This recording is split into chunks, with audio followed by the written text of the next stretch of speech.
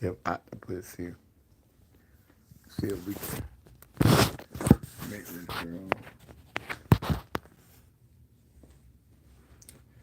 girl. So, I'm not gonna be on this live forever. But I wanted to come on here. I'm eating the rest of this jerk chicken pasta from last night. And I'm taking a break from cleaning up.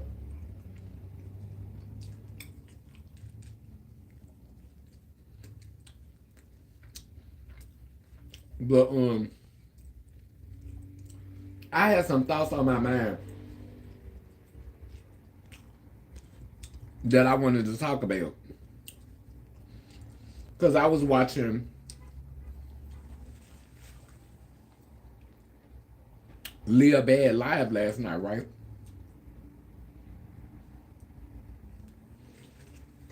And girl, it got me to thinking. Like, I had an idea.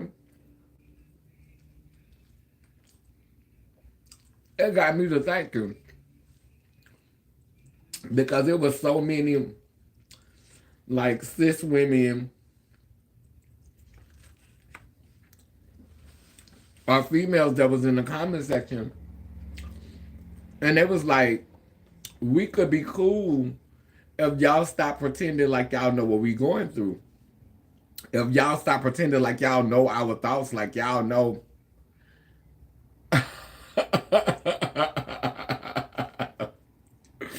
If y'all stop pretending like y'all know what's going on. You know, if y'all stop pretending like what y'all know what's going on in our life.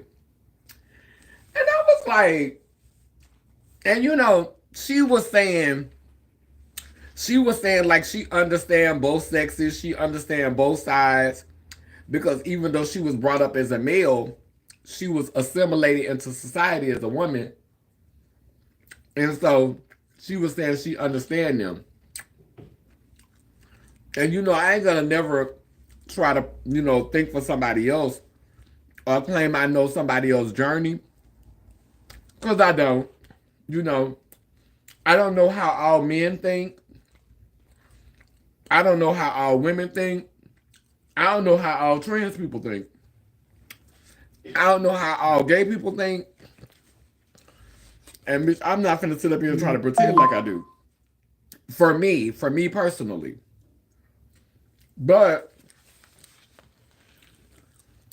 I can tell you this. I don't want to think like a common woman.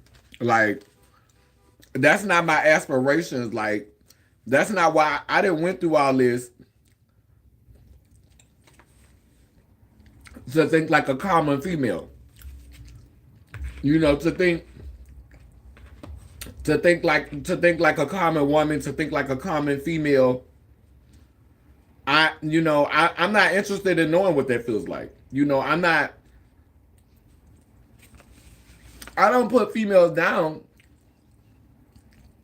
And I titled the video Biological Woman, but understand that I see us all as biological human beings. So a trans woman is a biological trans woman.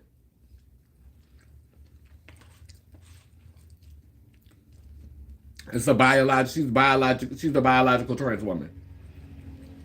It's important to say trans because trans is the word that lets you know that the experience is different. It's the key word that lets you know that my journey to becoming a woman or my journey to my womanhood is different. It's not the same. And I was telling my girlfriend this the other day. Like, so many of us, like,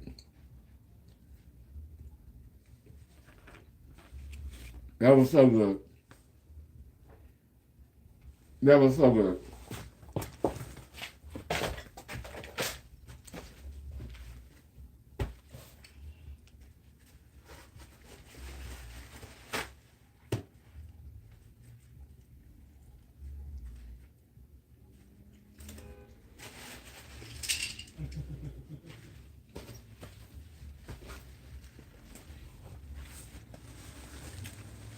so many of us will get the sex change, and you know, we get it so we could blend in with them. And so we don't tell our stories, because if we tell our stories, then we'll be different than, we'll be, it'll be like we saying we different than them. I remember when I was younger, um, females females used to tell me, like, when I first started my transition, they used to be like, and when I really got to a good place to where I really was looking passable, and I really kind of blended in, with the rest of the women. Like, biological women would tell me, you don't have to say you trans, just say you're a woman. And that was a compliment, but at the same time, that was like erasing me. So, like, me saying trans woman was important because that was talking about my specific experience, like my specific journey. But there's a lot of women who were born with vaginas, or beings who were born with vaginas who identify with womanhood, excuse me. There's a lot of them who literally tell trans women, "Oh, you don't have to say you're a woman. Why you gonna separate yourself, honey? You're a woman. Just say you're a woman." And y'all wonder where that energy come from. Like, it be literally beings who are born female who identify with womanhood that literally be telling trans women who are passable, and trans women who have assimilated into society and fit neatly into the binary. They literally telling these girls, why do you say you trans? Girl, don't nobody have to know. That's not their business, girl. Just say you're a woman. And the reason why that didn't work for me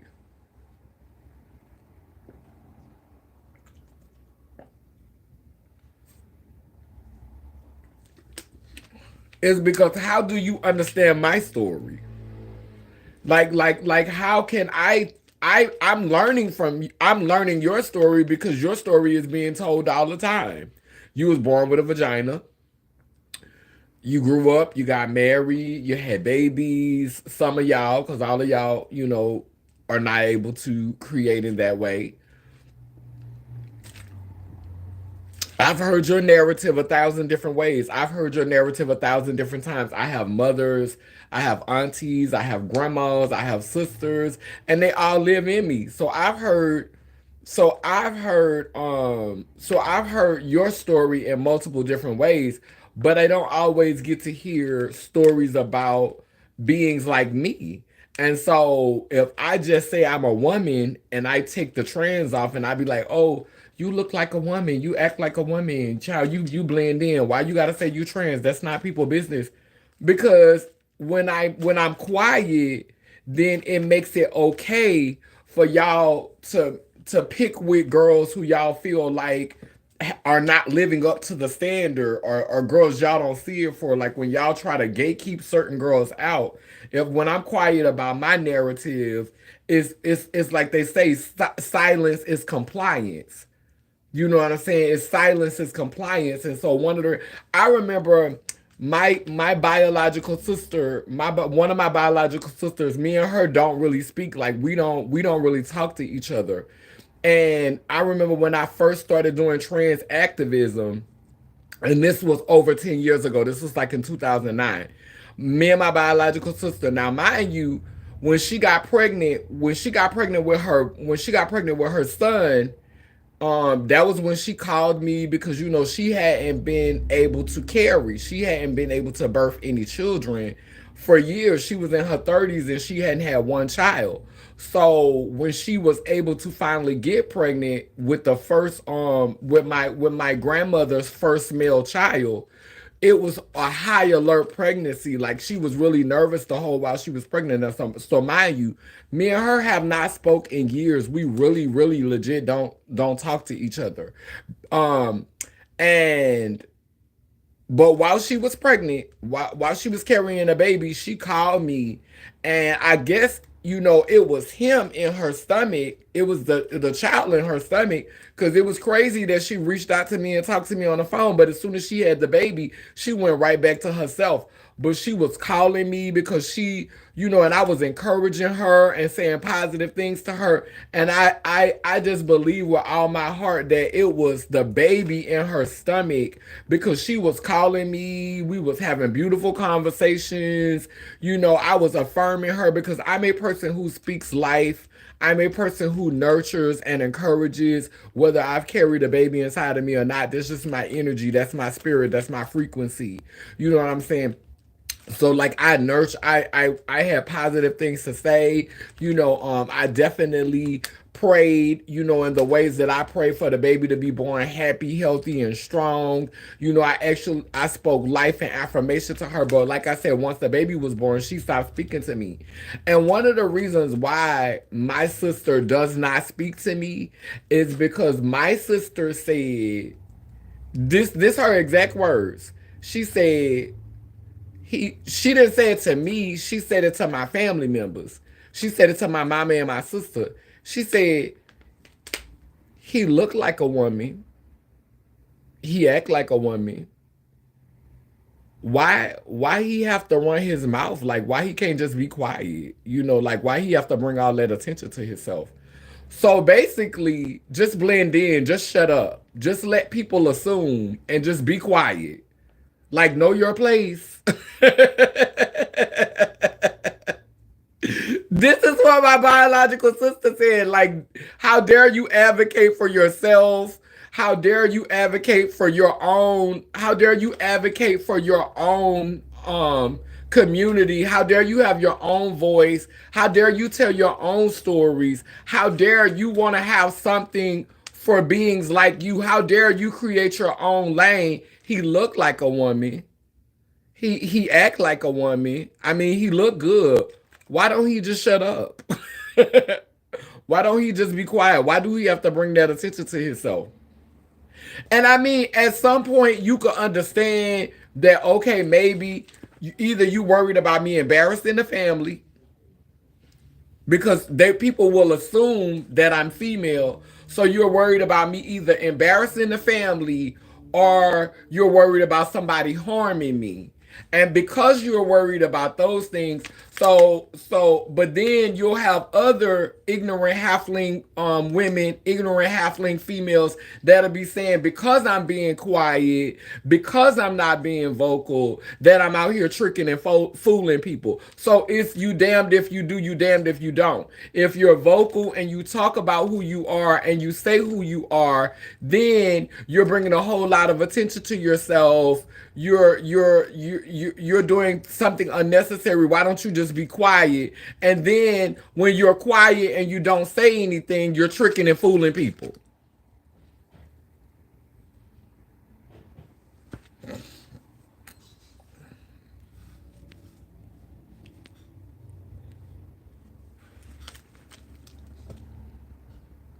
I'm gonna keep it a buck. I love and support me some Leah Pooh always, but the halflings in that live be draining as fuck, and I get very overwhelmed by the rock dump slowness.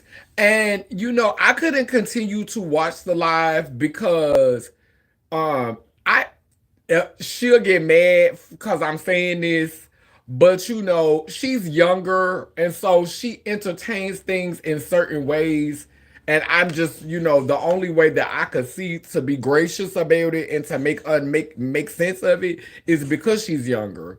Because I don't know older girls who would entertain some of the stuff that she entertained. Like the way she entertained it, and I love her too. I love Leah too. Like, that's why I was on her live. But like, when you say when she made the comment she said, one of the little halflings in the comment section was like, they said something about, well, why if it's so wonderful being a man, if it's so wonderful being a man, then why you want to be a woman? Why don't you just go back to being a man?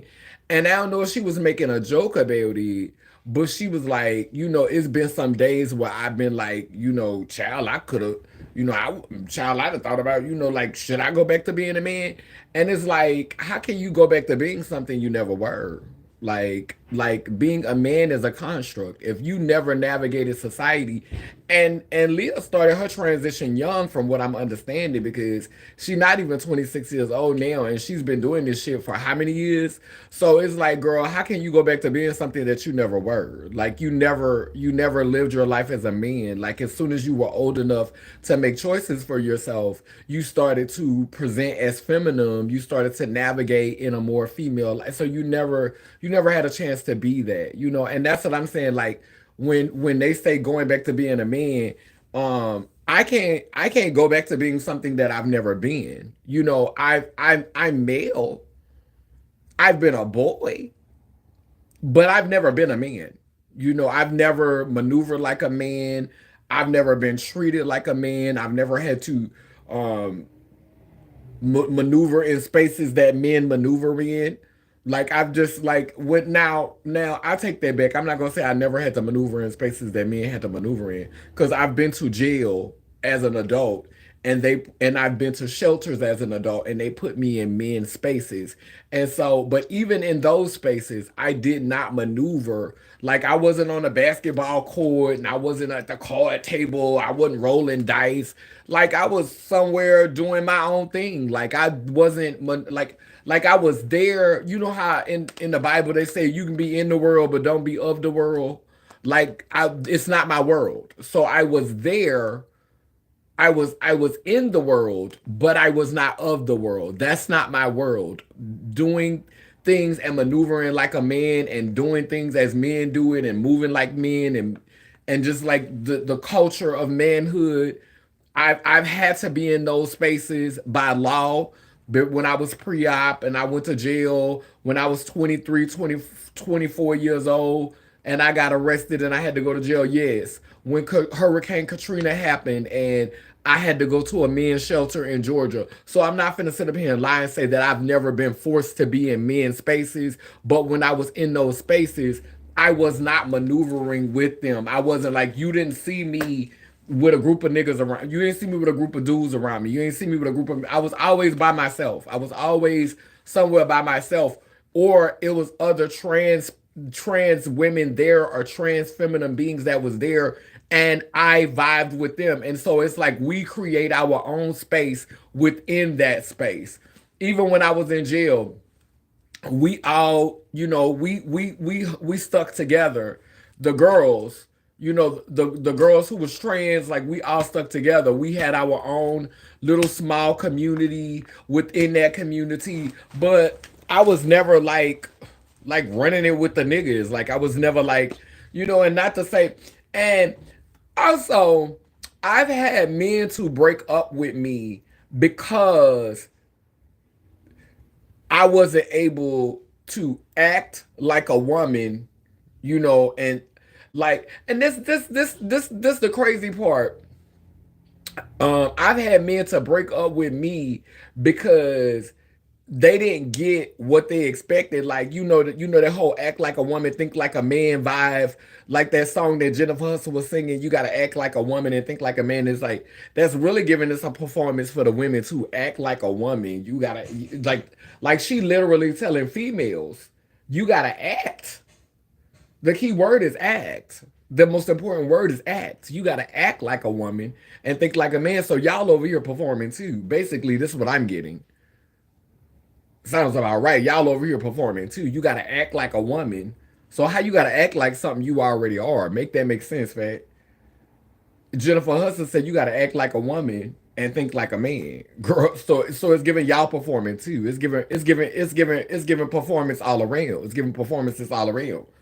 Meanwhile, back at the ranch, so but dudes would stop talking to me because they would be like, you just like a female. I gotta go through the same drama. I'm going through the same drama with you. Shit, I may as well been with a female. Fuck, I'm still going through the same shit. Like I've had a lot of dudes tell me that. And this is not because I'm performing or because I'm acting. This is This is just what it is. Then sometimes they tell me it's more problems with you than with a female. And that makes sense because I'm a whole being. So I'm definitely gonna push. I'm definitely I definitely have a different standard. I definitely have a different expectation. I don't like Harwoods. And see, a lot of beings who were born with vaginas, a lot of females who was born with vaginas and identify as women, a lot of them, they don't really care what they nigga doing as long as he deny it to them, long as he lied to them. And unfortunately, with us, we have them spidey senses. We have them spidey senses, so we know, bitch. When you playing in our face, bitch, we could feel it, bitch. It's them spidey senses go off, that detector go off. It's something in my soul ain't right.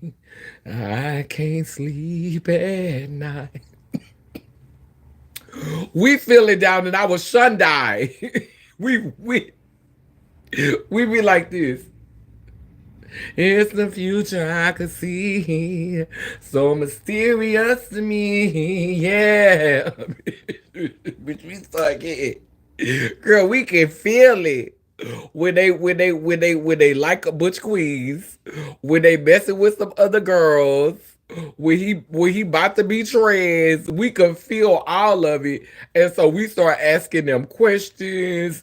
We start doing all that. And see, females will ignore all of the signs as long as he lie, as long as he continue to lie. But he don't even get to lie to us because most of us, we already on it. We already seeing the play. We already clocking the T because we're whole. We're channeling masculine and feminine energy. And when you get to a certain level, the aesthetic can't even fool you. Now, see, when I was younger, if he had a really, really masculine body, like if he presented really, really masculine, like if he had a beard and it connected and he gave you the physique and the body and he was tall and muscular and he just really, really just looked at physically like a man. Oh, child, I couldn't see the feminine energy. I couldn't see because I didn't want to see it. And I'm learning more and more. You have to see people as they are, not as you wish them to be, a man, a woman. So when I really started paying attention to these dudes, it didn't matter what he looked like, but she could look like the rock. Oh, I could see the pussy. Oh, I could see the cunt. Oh, I could see the tuna fish. Oh, I clocks it. And see, at one time, I wouldn't because I didn't want to see it. I wanted to be like, he's so masculine. He's so tall. He's so strong. He got so much body. He looks very masculine. So I'm seeing what I want to see. But all the while, this is fish. This is Bumblebee Tuna. Bitch, this is Star Kiss, bitch. Bitch, this is Perch. Bitch, this is Trout. Bitch, this is not a catfish, bitch. This is actual fish, bitch. Mm. Our goal wasn't supposed to pretend to live the cis woman experience. They have their own experience, and I have my own experience as being a trans femme. Exactly, exactly, exactly. I don't know. I don't know what it feels like to birth a child. I don't know what it feels like to have a cycle, but they don't know how it feels to go through I go through. Bitch, they don't know so why would I be upset? Like you don't know how it feels to lay on the table and have your sexual parts reconstructed and to go through that healing process. You might know how it feels to take hormones and have hot flashes because some of y'all have to take them too. You don't know how it feels to well, some of y'all even know how it feels to have body dysphoria because y'all be uncomfortable in y'all body and y'all have to go and get bigger implants. Y'all have to go and get in certain surgical procedures to feel comfortable in y'all body. Like I said, at this point, everybody trans because everybody having surgeries. But Like there are some things I think that they can relate to trans women, just like there are spaces where we could relate to them, but they can't relate to my full experience. They don't understand everything that I go through. They don't understand what it feels like to live within that gray line and to be seen as all of the genders and all of the sexes, like to be seen like that, to be seen by this group of people in this way, to be seen by that group of people in this way, to have lived your life as a childhood being brought up to be this, and then to go against that and say no, this is who I am, this is who I feel I'm more so in my heart. Like they don't know what that is. They accepted the programming, what they were told what they were as children, based on what was between their legs, and they accepted that programming. So just like I don't understand you because I didn't accept the programming. I didn't accept the programming to be, oh, you have a penis, you're a man, you have to maneuver like a man, you have to do this, that, blah, blah, blah, you have to act like this is the expectation. I didn't accept the programming. So I don't know what it feels like to be a man, neither do I know what it feels like to be a female who grows up to be a woman and accepts the programming. I don't know what it feels like to be none of you. That's why I be calling y'all halflings. Because I didn't accept the programming. But just like I don't understand everything about you, you don't understand everything about me. You're not better than me or superior than me because you accepted the programming.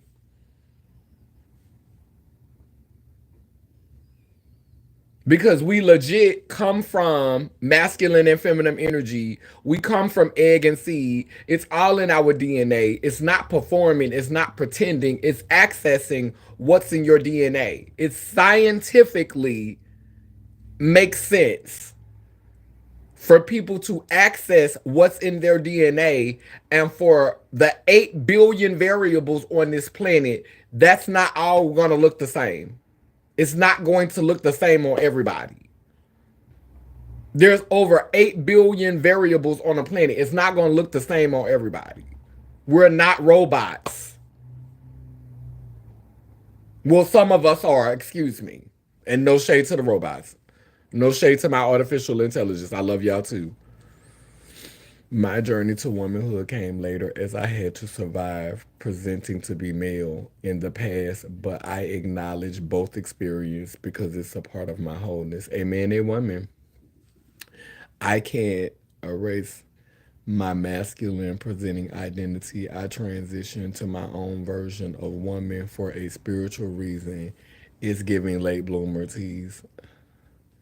Are you having a good day? I'm transitioning to wholeness. Come on, wholeness. Trans experiences matter. That's right. I'm not cherry picking my transparency. I know that's right. I respect cis women experiences always. I would appreciate it if they would acknowledge and respect ours, period. And one of the things that came up in her life that I really respected and I liked it, I liked it when she said, I liked it when she said that she's not gonna stop calling them fish, she's not gonna stop calling them cunts, and she's not gonna stop calling them any of that until they stop calling us men in wigs, until they stop saying you'll never be me, and until they stop doing things like that. And I totally agree with that. Like if you can't respect my journey, if you can't respect my experiences, and you hate yourself so much that you have to put me down for resonating and having and being bold enough to have that connection and to live that out loud and to live out loud, if that bothers you that much and you gonna misgender me and you gonna call me things that are disrespectful to me because you don't see it from me, then guess what? And I don't say fish in a derogatory way. I say fish in a positive way. Like I always like I don't say, oh girl, look at fish, or girl, here come fish. Like that's not my energy when I say fish. Typically when I say fish, I be like, girl, that's fish. Girl, that looks fish. Like it's a positive thing for me. Like I'm saying it looks extremely feminine. It looks soft. It looks like so I don't use fish like some of my girlfriends do, some of my trans sisters do. They be like, oh, here come fish. Girl, here come girl, it's fish again, girl. Here come like it's like the word bitch and the word nigga. Like you could use both of those words negatively and positively. So fish can be used negatively and positively. I don't use fish in a negative way. I don't use cunt in a negative way. I don't be like, oh, this effing cunt. Like this cunt get on my nerves. Like I don't use it like that. But some girls, especially on the East Coast, they use the words in a derogatory way. I use the word cunt like bitch, that's cunty. Girl, that is cunty, girl. Girl, that's cunt. Girl, so that's just me again saying feminine, soft, um, yes, I'm living. Like that's just so I don't use the word fish and cunt in a negative way. But in derogatory ways, but I'm very much like if you are disrespecting me, then you're gonna get disrespected. And you don't get to determine what respect is for me. Like you like some people will argue, well, I'm telling the truth. Well, bitch, I'm telling the truth. You have a daddy, you have a grandpa, you have an uncle, and they live in you. And so when I speak to you, if you playing in my face, I'm going to acknowledge the men that live in your bloodline. I'm going to acknowledge your father, your grandfather, your great grandfather, your great great grandfathers, because you're going to be a he. You're going to be a him. And you shouldn't be bothered with it because dudes do it to y'all all the time. When they wrote the Bible, they said mankind. They said let him without sin cast the first stone. They didn't make those, they didn't say when he or she, they said man, he, they man, then he, y'all. They say mankind, they man and he. They call y'all bruh. They call y'all dude. They call y'all nigga. They call y'all the same pronouns that they call each other. And y'all let them do it. So guess what? Whenever you call me a man and whenever you call me a he, you gonna be one too. Everybody gonna be a he. And whenever females and whenever men, misgender men be like, oh, he a man, you gonna be one too. You gonna be sis. You gonna be my sister. You gonna be my daughter. You gonna be my niece. All right, niece. Yes, ma'am, girl. Bumblebee sooner, girl. Starkiss, bitch. Girl, you is fish. Girl, I live, sis. Cause if you being messy anyway, you already giving me the vibes. But some of these niggas are messier than girl. We're not acting like anything but ourselves. I'm not shutting up for fish. They get they get called he too. And they do. And they do. They don't want to accept that we're embracing our true feminine highest version of ourselves unapologetically. They don't want to humanize our experience. You better say that. All right, for the meet and greet in the comment section. Leopold needs some moderators. They be energy siphoning her like a motherfucker, not wanting to be understanding. I think she feeds off of it a little bit. I don't know if they necessarily siphoning her energy as much as she's siphoning theirs. Cause Cause she have so many regulars in her life. Like if she wanted some moderators, she could definitely have some moderators. I think she kind of live for it a little bit.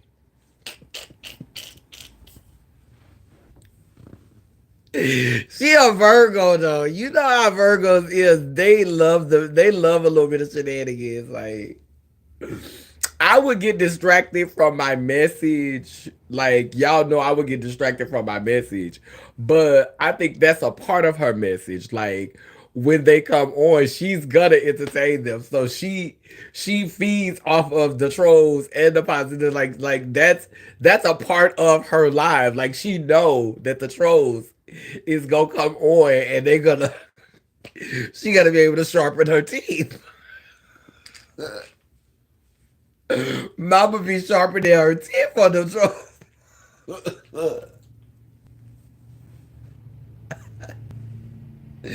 That's why that lady goes into the studio and stay putting out new music. Because them trolls be inspiring her, girl. That lady stay putting out new music.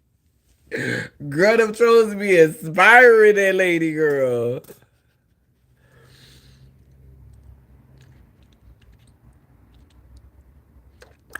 The constructs are BS. Okay, I can't be what I never lived. Exactly. It's like the halflings want you to go backwards and play it safe and suppress your truth and embody the fake macho character, which is not even who you are. and girl, and girl, they want you to perform it so that when you don't perform it right, they can let you know you didn't perform it right by saying, girl, I think he got some sugar in his tank. Girl, you think he gay? Girl, you think something wrong? Girl, they want you to perform the role, be afraid, and just live in fear that you can't perform the role. They want you to be so policed that you are just over there shaking in your boots and forehead sweating, trying to perform this role so that they could police you in the role that is not even you. Of course, you're noticing some inconsistencies in this performance. Cause bitch, this is not me. This is who y'all want me to be. So if you're noticing some inconsistencies in the script and me following the script, is because bitch, this is my greatest role ever, bitch. I'm going for an Oscar, girl. This is not, girl. This is a complete character, girl. this is a this is a complete fabrication of who I am. This is a complete fabrication. And so this is what they do. They sit around and they be in comment sections of dudes who are trying to perform and they be analyzing. Girl, you think he gay? Girl, men don't do stuff like that. Girl, that don't look right. And so those of us that are free from that, those of us that are free from that scrutiny, those of us, the males who escape that scrutiny, now it's, you'll never be me. You want to be me. You trying to be me. So pretty much you damned if you do it, you damned if you don't. If you be a man and you perform masculinity and you live in that, then they gonna say then they gonna say, they gonna pull a they gonna have you out here like they do the one who was saying, cause I loves women's, how they was in his comment section reading him, telling him that they knew he was gay and he need to stop pretending and he need to stop playing, bitch, you gay, you ain't you. That is not no man child. Men don't act like that. The same way they police his masculinity is the same way they police trans women femininity. So, girl, it's either you damned if you do, you damned if you don't. 1 minute, girl, you ain't masculine enough, and the next minute you ain't woman enough, girl. So, girl, when you fall into that trap and you allow them to do that to you, to have you on that hamster wheel, girl, to have you in that rat race, girl, either you gonna be either you'll never be them, or girl, I think it's some sugar in his tank, girl. I think it's something wrong with him. So what you know for a fact is that this is something that's not a performance. When y'all see the spirit on them, y'all have the audacity to call it a demonic spirit. But let me tell you what that spirit is that y'all got these men, these so-called men out here performing. That's demonic. That's a demonic spirit. And that's the abbreviation for demanifestation, because a manifestation is a whole being. A manifestation is an entity. It has infinite capacity. And so what you did was you abbreviate that manifestation and you turned it into a man, girl. You abbreviated it, girl. You reduced it, girl. You reduced it, girl. And so, girl, it became a demand because it was a demanifestation. And so while y'all calling us demonic, I'm calling you demonic. Uh-huh. Uh-huh. And you females, y'all could fall into that situation too. Cause y'all D manifestations too. Y'all D womb manifestations. Cause y'all ain't living up to y'all full potential neither. So no, I don't know how common women think. I don't know how the average woman thinks. Cause it ain't nothing average about me. It ain't nothing common about me. There ain't nothing common or average about me. I don't know how common women think. I don't know how the average woman think. I don't. I don't know. I don't know. I don't know. I could probably tap into the frequency here and there. I could tap into the frequency. I could get on that level. I could smoke some weed and have some alcohol and lower my vibration to be able to get on a certain frequency and to be able to relate. But child, no. Cause see, one thing that I gotta be honest with, I wanted to lie and say Tyler Perry stuff be made up, but Tyler Perry stuff is not. Tyler Perry be hitting it on. He be hitting the hammer on the nail. The way the his story is just unfortunate. It's like the ugly truth. It's like you know it's true and you don't want it to be true. That's what trigger us about Tyler Perry movies. It's like Tyler Perry tell that story that a lot of us know is true and we don't want it to be true. It be given very much, girl, you know it's true, like, but you don't want it to be true. You wish it was a lie. It's like, can you please stop telling, can you please stop putting the truth on a loudspeaker? But that's legit how a lot of people are. And unfortunately, that's why he's able to write these scripts because he have studied common people. He studied common folk. He know how sheep minds work. He know how halflings minds work.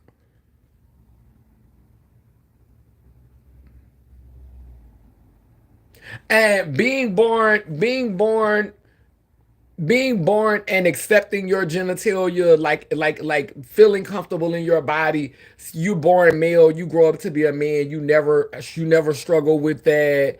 You never have any discomfort in your body. You're like, I'm a man. I'm growing into a man. I love this. This is what I want for me. I was born with a vagina. I'm being groomed to be a woman. I'm excited about it. I can't wait to, potentially be a mother, have some children, have one man give me away, take another man last name. I'm here for it. I can't wait. This is what I signed up for. This ain't no wolf tickets. This real life. This is what I want. Like, no, I don't get it. I don't get it. And I get on live and I talk about the fact that I don't get it. I don't get, I don't understand being a helpmate. I don't understand I came from his rib. I don't. I'm not gonna try to make up anything. I'm not gonna try to make up any stories. My videos are literally about that struggle. I don't. I love to serve my husband. I love to serve my king. He's my king, and I'm his wife, and I'm his helpmate, and I just want to serve him. He's such a good man, and he gets out there and he does everything for me, and I just want to serve him. I just want to make. I don't understand it, and if that's because I was born with a penis, so be it. But I know one thing: my mama, who was born with a vagina, she never got married. And the reason why she never got married is because she wasn't finna let a man control her like that. My biological mother never got married because she was not gonna allow a man to control her like that. So if that's the reason why I don't understand it, because I was born a man, maybe my mama was a man too, a man that had 3 children, a man that carried 3 children and had a miscarriage with the fourth. So yeah, I don't understand it. I'm not, no. I don't know what it's like to stay with a man for 50 years who beating on me for the children. Cause I'm trying to keep the family strong and he whooping my ass and that's my man and I'ma stick beside him because for the sake of the children. So the children can watch toxicity be performed firsthand at home. I don't know. I don't understand that. I'm not finna pretend to understand that. I don't know what it's like to be submissive all the time and get passed over and stepped over and picked over because I'm very vocal. I'm going to advocate for myself. I'm going to advocate for myself. I'm going to speak up. I don't know what it's like to, like, I remember when I went to South Africa, when I first went to South Africa, I'm very comfortable with myself, very comfortable with myself. I didn't have no weave in, I didn't have on no makeup. Um I think I may have had a little light mustache going on cuz I hadn't shaved. So I may have had a little light mustache going on. And I was in the water and I was in the ocean, and when we was in the ocean, all of the females, all of the, beings that was born with vaginas, they stay close to the shore. On the black females, they stay close to the African females, Negro, because I want to be clear, because there's white Africans, there's Caucasians over there, there's African, Elon Musk. So the Negro females, the females with heavy negritude, they stayed close to the shore. They was with the babies. They was kind of like herded. They was like a little herd, and it was like a little herd, and they was all together, close together on the shore. Um, and the men were out far in the water because they have like this thing where the men kind of stand up against the waves, and the waves are powerful, so the men will be far out in the water, and the men will be standing up against the waves, showing that they were men, and so they could be out in the waves and the water's not going to take them, because there's like this, they believe that if the waves hit hard enough, then the waves will claim the females and the waves will claim the children, so the water can potentially claim the children or claim the females. So they stay close to the shore because the females aren't strong enough to be far out in the water and the waves, not claim them. So that fear keeps them close to the shore. The males again are further in the water because they're men and they could stand up against the waves and the waves is not going to take them. So this is the odd thing. When we were at the beach, the men were way far out in the water, way out in the water, standing up against the waves, and the females and the children were close to the shore. I was in the middle because the men was way out there. It was a little bit too far for me. I'm not finna go way out there trying to prove no motherfucking point. I don't owe you bitches. I ain't trying to prove no point. But I also am not fisting to be way up here on the shore about a herd like I'm scary, like I'm scared of the water.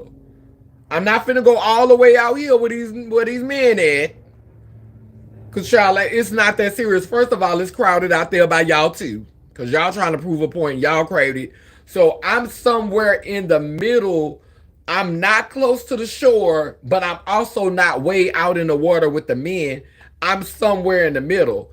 And so because of this, a discussion began to happen in African about what gender I was. They were trying to figure out if I was male or female because I was not maneuvering like the females and I was not maneuvering like the men. So there was a discussion in an African language about whether I was male or female. They were trying to figure it out. They were confused. They were mumbling to themselves. And the guy who ended up being my boyfriend the whole 9 months I was there, that's literally what he told me. He said they were having a conversation about whether you were male or female because they didn't know. And so that's why Like some of them were literally swimming under the water to look up under my skirt, and it's so crazy because I didn't have no drawers on. I had on a long dress that went down to my ankles, but I didn't have any drawers on. So the motherfuckers was swimming under the water to try to see if it was a dick or a penis down there. So y'all know I've had my sex change since 2014. The first time I went to Africa was 2016, and the second time I went was 2020. So needless to say, when he swam up under the water to see if he was gonna see dick and balls, he did not. So when he came from out from under the water, I slapped him from going up under my skirt, and he apologized and he said he was sorry, but he was trying to go and look at my print and see what's down there. So when he came out from under the water, cause he swam through my legs and he looked up to see what was there. And when he came from under the water, I slapped him and pushed him, and he apologized and he said he was sorry. Then he wanted to talk to me. Then he wanted to be my friend. Then he wanted to be in my face. And I slapped him because he disrespected me. So so when I got ready to get out of the water, um I don't know, like the one who I ended up talking to, he felt like he had like this need to like save me, like the water was gonna take me, like, so he grabbed me and started holding me because he just kind of like, and part of me was like, I was like, I understood it telepathically. I understood he was trying to keep me safe, even though like he had this boot in his face, like he was mad at me. Like when I would go under the water and stay under the water for a long time, girl, he felt the need to try to come find me and bring me out of the water, girl, and hold me to keep me from going out into the water, girl. Like I needed to be protected or something. So yeah, I wasn't mad about it. I went along with it. I was like a little submissive, but then when we got out of the water, he told me because he could speak English. He explained to me that it was a whole conversation about my gender going on in the water because I wasn't around the females, and I was in my, like, I literally was in my own lane, like, and that's the point of it, like. And I think a lot of beings who are born with vaginas and identify with the construct of womanhood, I really honestly don't feel like my fight is with, this is not a fight with me. I'm in my own lane. I don't like when they try to push on me, um that, oh, you're trying to be me, you want to be me. But I also don't like when trans femmes, try to act like they're the same as females. I don't like that narrative. Like sitting up here arguing with them over pronouns and arguing with them over, accessing their spaces or spaces that was, created for them instead of advocating for your own spaces. Like being just, butthurt mad with them because they want to create spaces where you're not allowed to come in, or places where they want to censor you. Let them have that. Like, why, like, create your own space, like that. But I also didn't understand black people wanting to access white people's spaces. Like, if you're not welcome and people don't want you there, why would you want to be there? Why would you want to be somewhere where you're not welcome?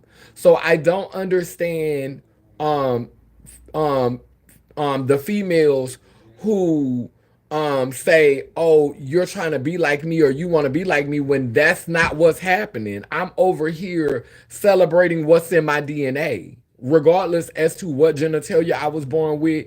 I am a sovereign and autonomous being. You don't get to tell me how I'm gonna maneuver life.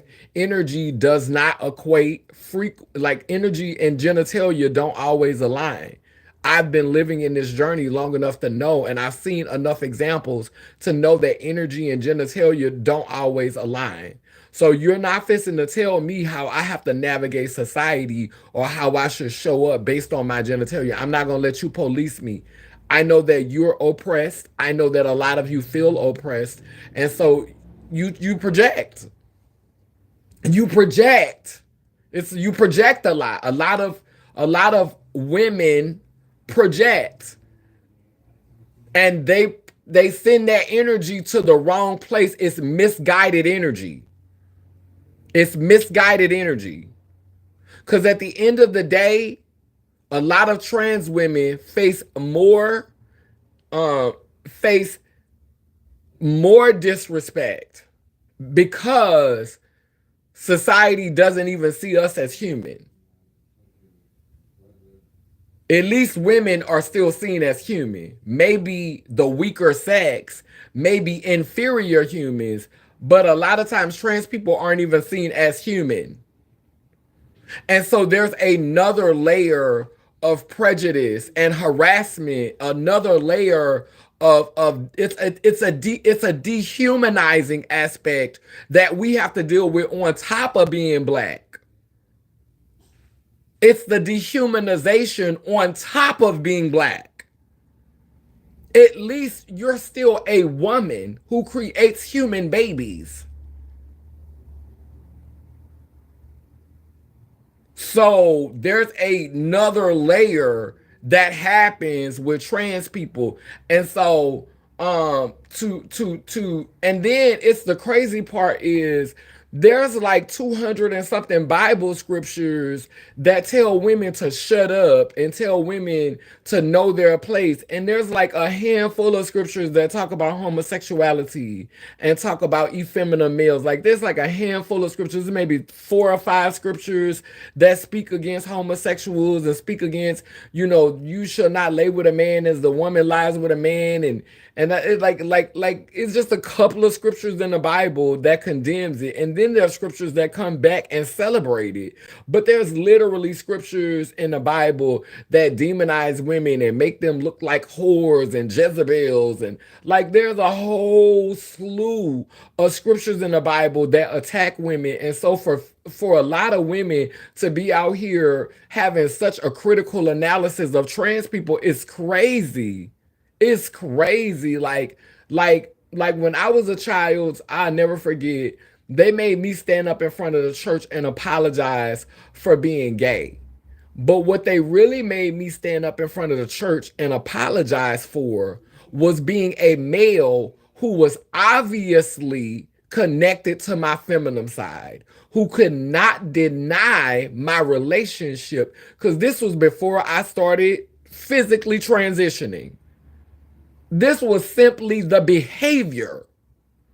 I wasn't wearing purses. I wasn't wearing makeup. I wasn't wearing hair. This was simply the fact that I could not deny my connection to my femininity. I could not deny, I could not hide it. I had no closet. I hadn't even started having sex, so it wasn't about that either. It was because I could not suppress who I was. I could not hide my connection to my mama, my grandmother, my great grandmothers. I could not hide it. And so I had to stand up in front of the church and apologize for not being masculine. I had to stand up in front of the church for being born with a penis and apologize for not being able to perform masculinity in the way that those men thought I should have been able to. And all of those women co-signed it. All of those men in that church co-signed it. And the way they did me, how much different is that than my female cousin gets pregnant in church? My female cousin got pregnant at 16 years old. They wasn't mad at her because she got pregnant. They got mad at her because she was pregnant and didn't have a man, didn't have a husband. She got pregnant out of wedlock. And so they didn't go and find the man and shame him. They didn't say, hey, go and find the man and bring him to church and let's shame him. They shamed her. Now, mind you, this is a patriarchal society. They groom men to be predators and they groom men to pursue women. They didn't shame the man. They didn't say, hey, where's the father? Let's get in contact with the father and let's shame him. They shamed her for being pregnant and not having a man present. So even though I am not able to experience what it feels like to be shamed for getting pregnant without a father present, I know what it feels like to be shamed for being feminine. What makes it possible for her to be shamed because she was born with the parts to do what is stereotypically reserved for people who identify with femininity. She was born with feminine parts. She was born with parts that had the capacity to do the things that are associated with femininity. And so she was being policed, and she was being shunned, and she was being judged because she did something that her body could do, and she did not have a man there to take the credit for. She did not have a man to say, "This is my husband and I'm carrying his children." She didn't have a man there to do that. And so they made her stand up in front of the church and apologize. But y'all sit up here and y'all say, "We don't understand. We don't understand y'all. We don't know what y'all going through." But meanwhile, back at the ranch, I'm standing up in front of the church and apologizing because I can't help the fact that I act like females. I act like women. I act like my grandmother. I act like my mama. I act like I gotta apologize for that. But y'all can't see the connection. And let's be real, y'all can see the connection. You just don't want to see it. Because a lot of y'all hate y'all self. A lot of y'all hate y'all self. And you don't even realize it. A lot of y'all are mentally impoverished. It's you got your bank account is full, but you're mentally impoverished. Six figure job, 401k, mortgage paid, student loans paid, mentally impoverished.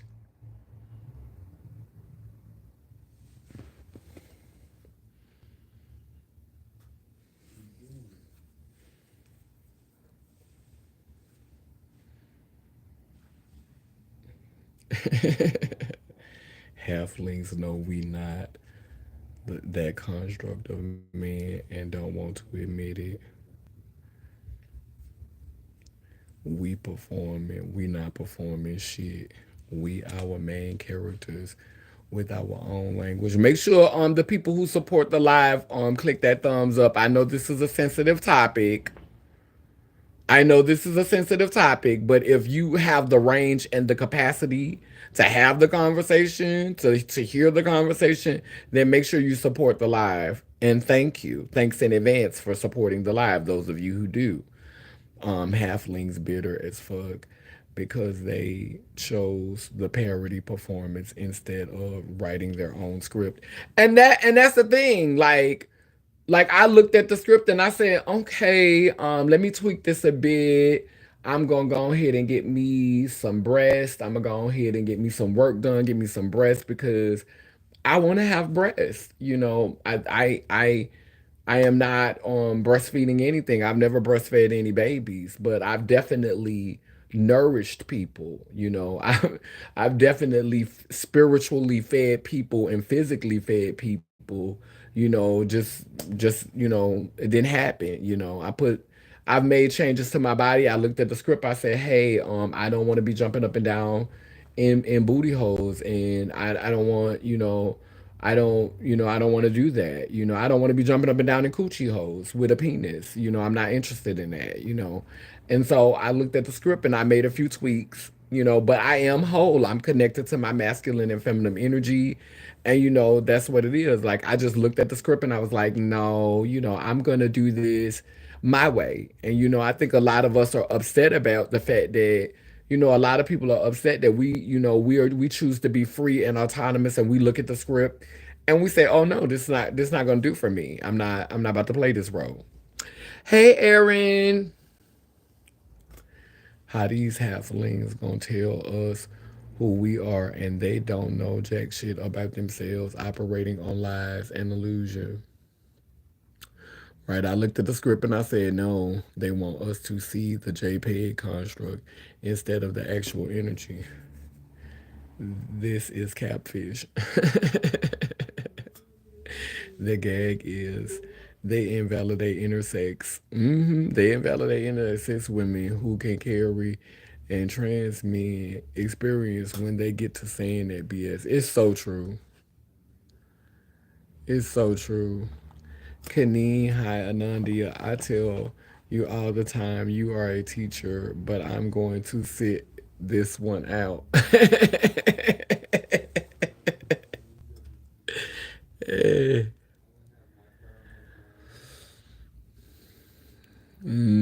Demanic. Ain't no real trans femme trying to pretend to be a halfling woman. They piss poor, trash representation of themselves and the construct, not the blueprint. It's the punk print. Oh, you wait a minute, hold on. I'm coming right back. I'm coming right back. Yeah. I'm gonna play a song while I'm gone.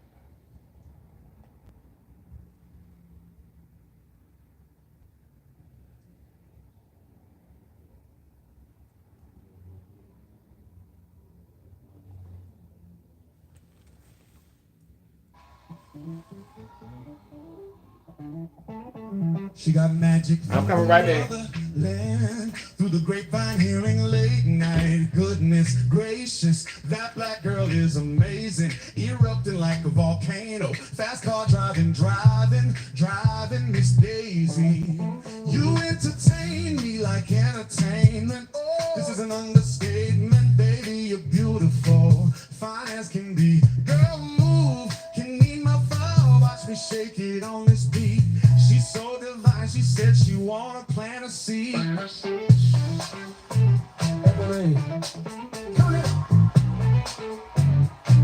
As an African queen, I just really wanna see if you as bad as you seem. I seen something in you. Different color hue. Wanna know the scoop on you. What's the shape of the truth? Lay lim, lay lim, lim, lay lim, lay lim, lay lim, lim, lay lim. Looking so sweet like lilac. Natural beauty, no makeup or contacts. One touch, I can show you the way. How you ascended to you and me. The black, it resonates on this track.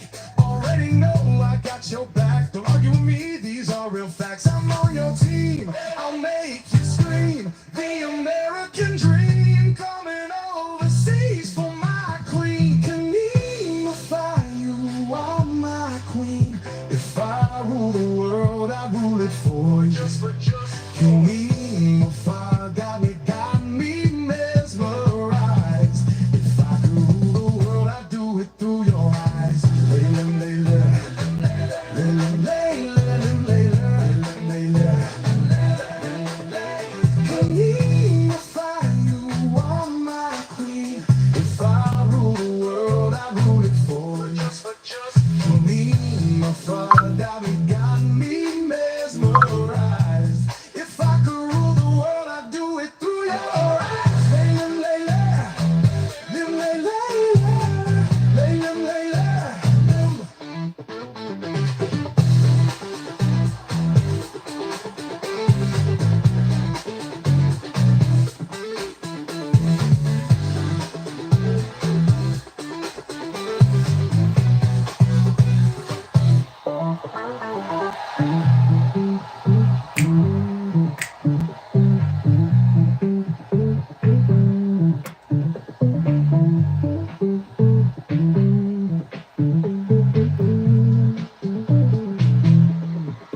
Layla, layla, lim, layla, layla, layla.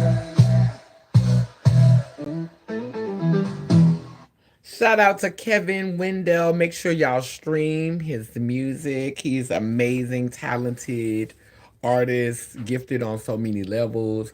I want to thank him for gifting me some of these songs so that I could have a soundtrack or have musical interludes, just to be able to, because music is an international language.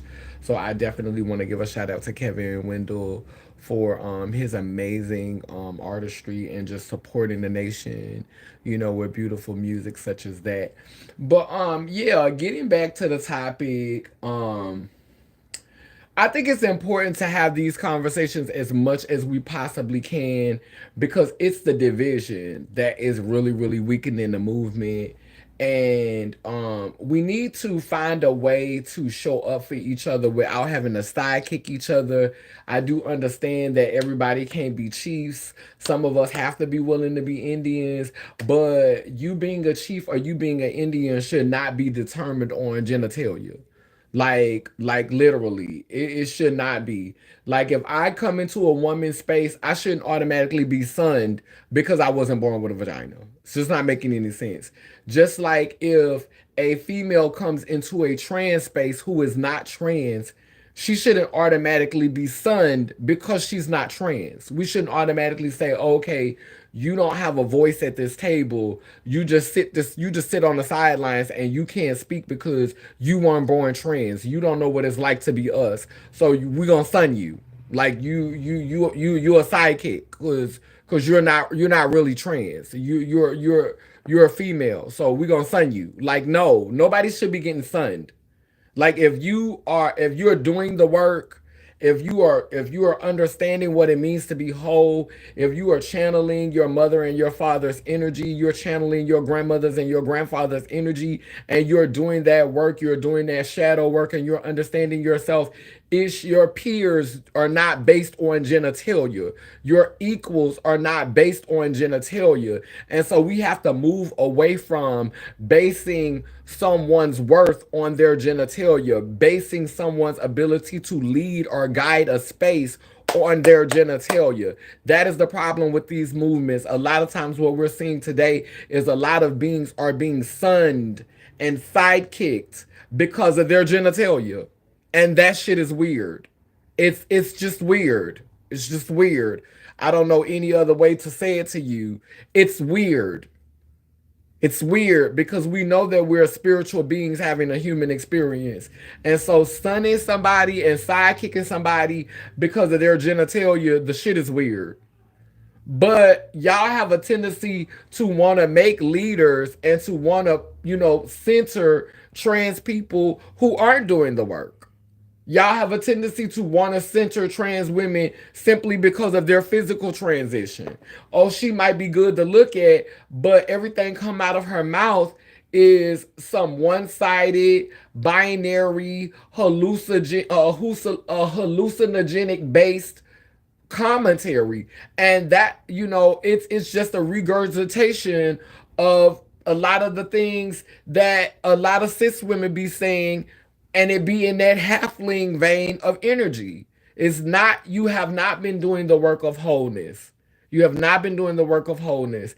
And so, like, that's a conversation that I want to keep having because I want to see stronger collectives, stronger alliances forged. I am so tired of seeing the 1% select and handpick who they're going to choose to gatekeep our resources, who they're going to choose to represent us. And the only way we can change that, the only way we can combat that, the only way we can see a shift in the pendulum can swing to the other way is that if we start creating healthy alliances with people who challenge us, with people who hold our feet to the fire, with people who are doing the work, and people we could sit down with and have transparent, honest conversations where none of us are being treated like a sidekick or none of us are being sunned based on our genitalia, based on our genetics, based on our DNA. Because again, genitalia does not determine the frequency that you're gonna be on. It just doesn't.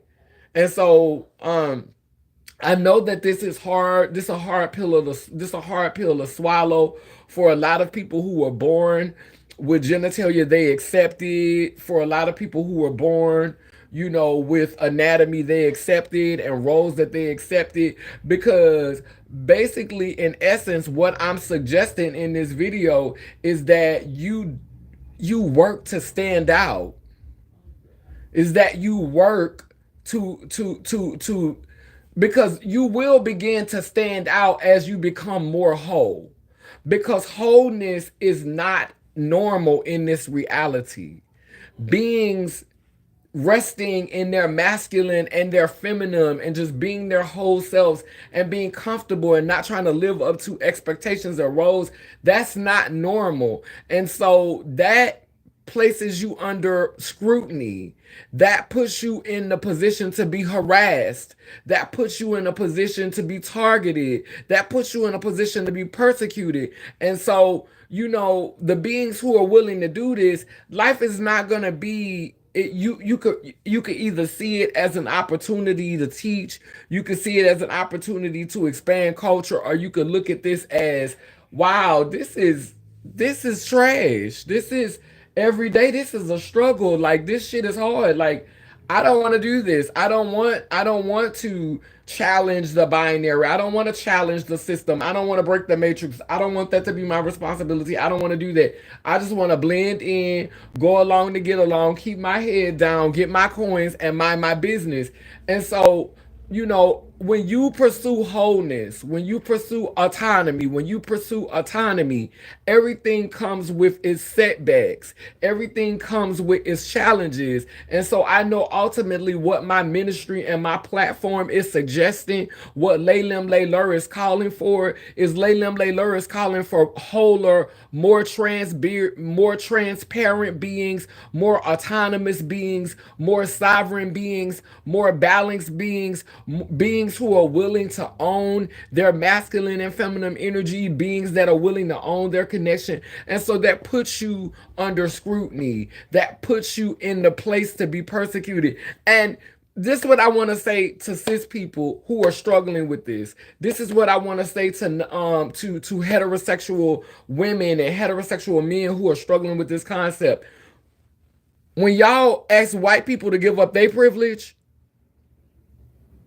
when y'all get mad at white people because racism is still going on, I want you to play the whole tape. And I want you to say, you know what? I came from a mama and a daddy. I came from masculine and feminine energy. I came from a nutsack, and I came from eggs and ovaries. This is where I came from. I have vagina in my DNA. I have penis in my DNA.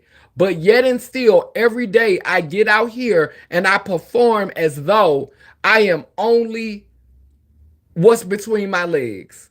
What they told me I'm supposed to be and how they told me I'm supposed to act. I get out here. I don't challenge the script. I don't challenge it. I take the role that they gave me. I play my role. I do what I'm told. I go along. I fit into the binary. I'm normal. Every day, you men, you so-called men, and you so-called women, you get out here and you do that. You get out here and you perform that and you persecute your children because they do not. Every day you do that. You cannot get mad. You cannot get upset with Caucasian people. When Caucasian people have been put in a certain situation, they've been given a certain opportunity. They get certain perks and certain privileges for being white, and they don't disassociate. You can't get mad at them for not getting for refusing to be persecuted. You can't get mad at them for refusing to be judged and for refusing to be ostracized and enjoying their privilege when you're enjoying yours.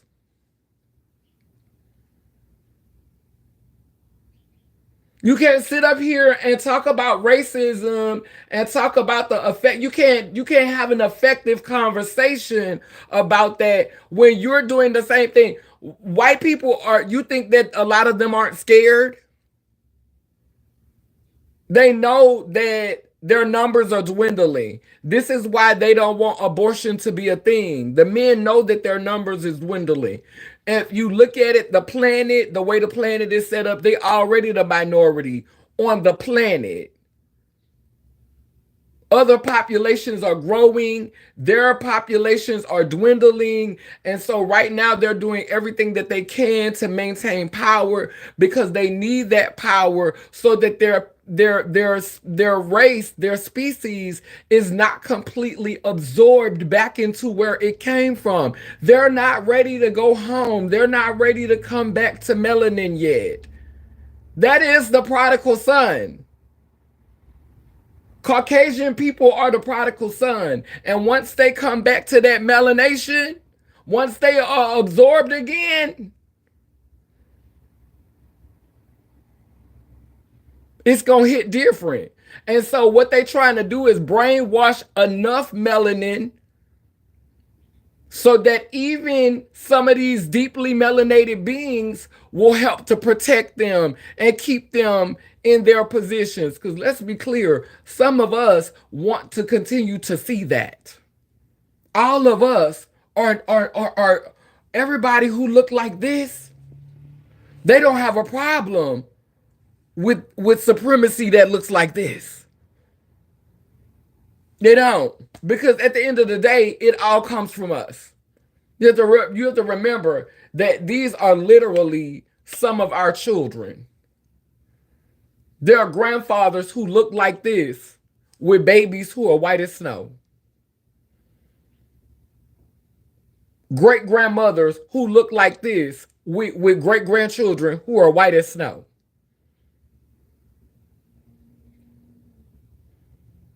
That's a reality. And so you will still protect them. But you can't get mad at them for holding on to their privilege and not wanting to let go of their privilege when you're afraid to let go of yours. You can't ask white people to be persecuted and ask white people to give up their privilege when, bitch, you ain't ready to give up yours. Because once you stop performing those roles, once you stop performing, when I stopped performing these roles and I started being my whole self and I started walking in my authenticity, I had people in my own community scared of me because they said I was a devil worshiper. They said I was doing demonic stuff. They said I was praying to evil forces because I became whole. Basically, it was like a witch hunt. This girl around here growing mustaches and wearing chicken bones. This girl wearing face paint, bald fades, and chicken bones. It's demonic. What do you mean?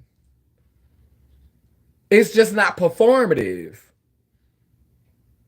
It's me being where I am, seriously and authentically. I literally was wearing face paint. I wore face paint for 6 months because I lived in a neighborhood where the girls were being killed, where it was dangerous.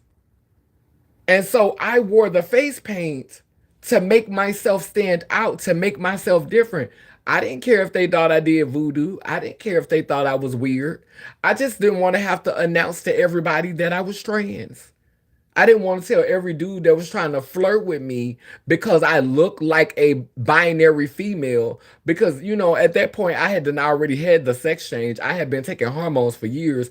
The titties was there. The hips was there.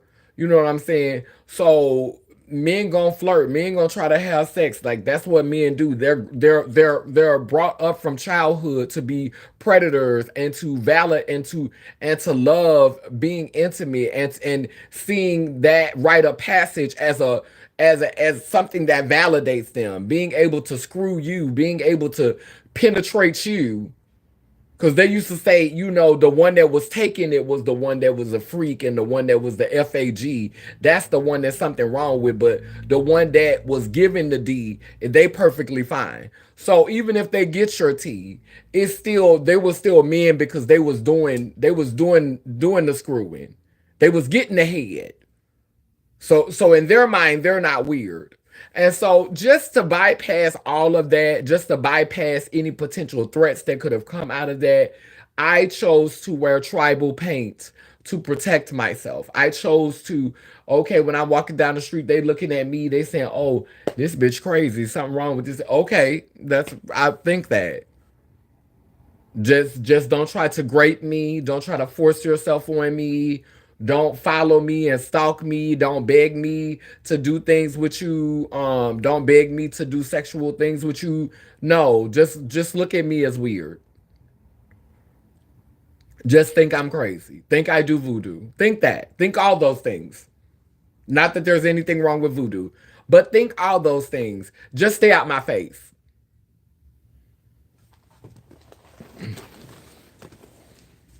It was a survival and spiritual thing for me.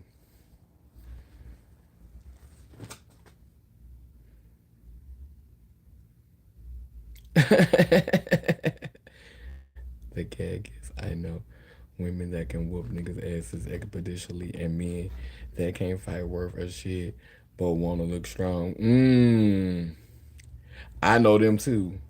The halflings are sick trying to look down, very dehumanizing. They say we trying to be them, but they don't even want to be them. Girl, make it make sense. The halflings just want to be colonial trans men and women, basically. Tell it, hey, 100% pure love. I need to send that misplaced projection. They need to send that misplaced projection and bitterness to the ones that contributed to their enslavement and suppression. Exactly. It's just misguided energy. Truly misguided. How you gonna uphold a book that looks down on you and degrades who you are? Who child the number this punky arky did on these halflings?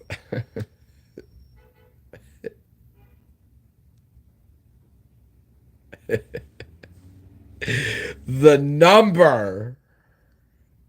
The number. And when we say athletes, we talking about some of our trans siblings as well. Because it did a number on them too. The plantation matrix ain't no joke. We gonna call it the plantatrix. Somebody spell that and put that in the chat. Plantatrix. That's gonna be one of the next words. Plantatrix. Plantatrix. Spell it and put it in the chat. Plantatrix. Girl, we on this plantatrix, girl. We in this plantatrix, bitch.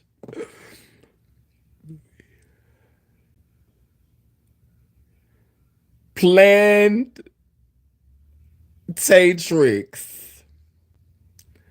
Plantatrix. And it sound like plantatrix. It sound like plantatrix. Plantatrix or plantatrix. Girl, it's really good. That's what it means. Plantatrix mean plan they tricks. They plan they tricks in this institution and in these systems. Plantatrix. They groom women to be fragile sheep and crucify police and project it onto them. They envy themselves for shrinking themselves to make ends meet.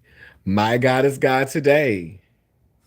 Catfish and French fries. Bitch, I'm not about to play with motherfucking warm 100% pure love in this shit. TS catfish, French fries, and tortoise on the side. Good. We on commercial break. A quick word from tonight's sponsor, Half League Tonics. When you are super thirsty and the water is not enough.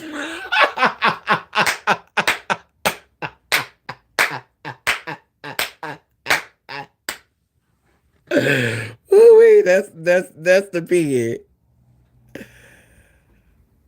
A quick word from tonight's sponsors, Halfling Tonics. When you're super thirsty and the waters, it's not enough. Thank you, Halfling Tonics. Thank you, Halfling Tonics. Life doesn't revolve around temporary body parts. Girl! Girl! better say that, Ananya. Yes, honey. Life doesn't evolve around life doesn't evolve around temporary body parts. I say life doesn't revolve around temporary body parts. I'm spirit. I'm spirit. I'm soul.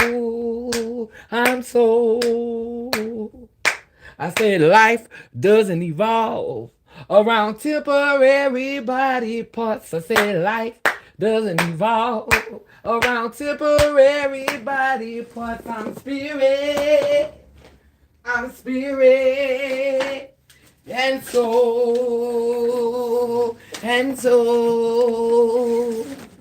I said life doesn't evolve around temporary body parts. I said life doesn't evolve around temporary body parts. I'm spirit, and so, shut up, halflets. I'm spirit. I'm spirit, and so take it away, whole ones. I said life doesn't evolve around spirit. Wait, life doesn't revolve around physical body parts. I said life doesn't evolve around physical body parts. I'm spirit. I'm spirit. I'm spirit. I'm spirit.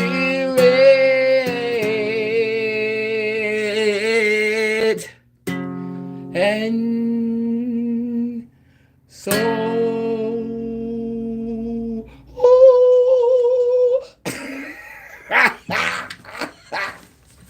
Girl, I gotta learn how to play this guitar, girl. Girl, I gotta learn how to play this guitar, girl. I'ma learn, girl. Girl, you saw my purple guitar. I'm spirit. Woo! Come on, baby. I feel these halflings have these genitalia convos is a copy and distraction from understanding energy and actions of people. T.S. Geniphilia, punks, and bust down wigs. Create allyship with the punks that's not submitting to the punkyarchy. I'm over one dimensional gatekeeper celebs. You better say that, S child. The gatekeeper celebs that need hair, makeup, and drugs to be their limited selves. Oh! Oh my! Oh my! Oh my! The gatekeeper celebs that need hair, makeup, and drugs to be their limited selves. 100% love, pure love. I wrote a song about it. Want to hear it? Here it go. The gatekeeper slaves that need hair and makeup and drugs to be their limited self.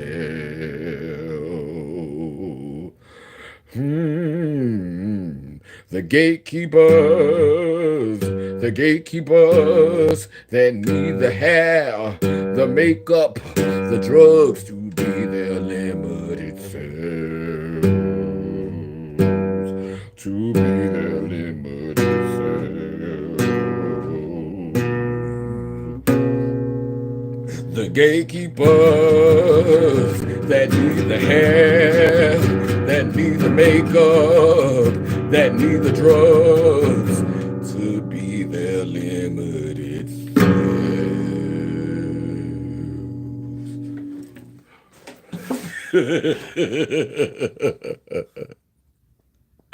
Okay, what the endorsement slaves?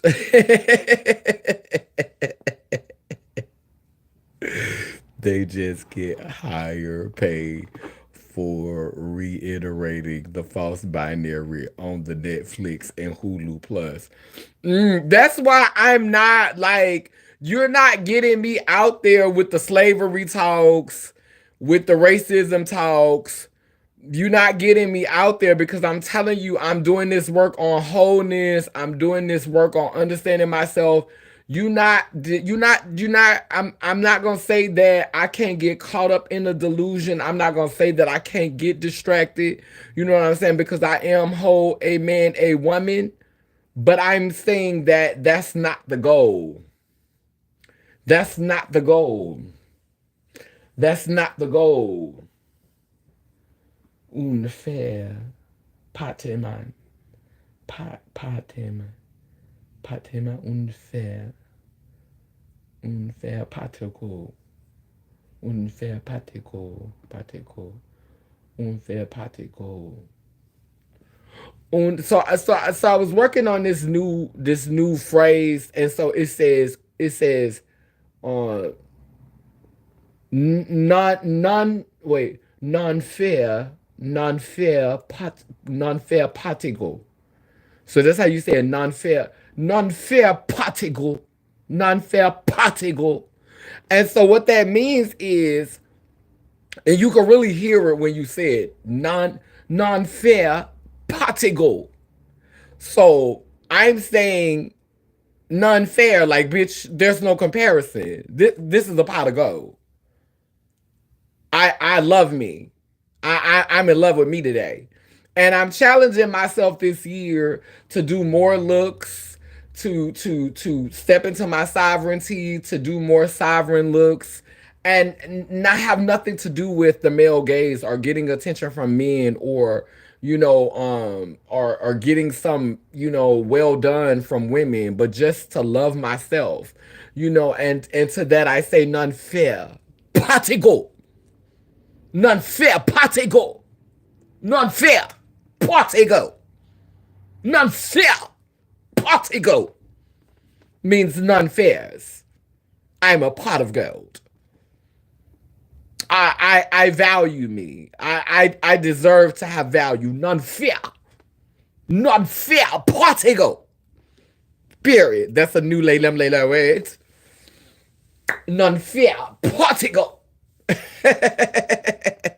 None fair particle. Period.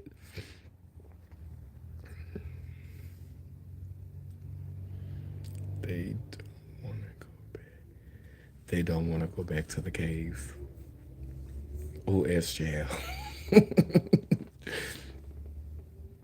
They.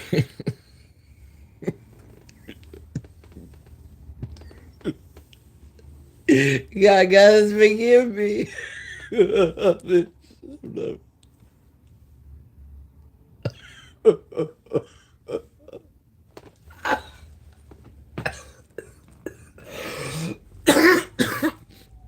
Oh.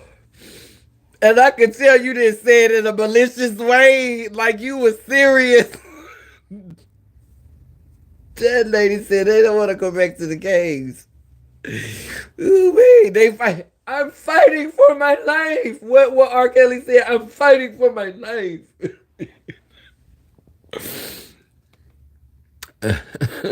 R. Kelly said, I'm fighting for my life.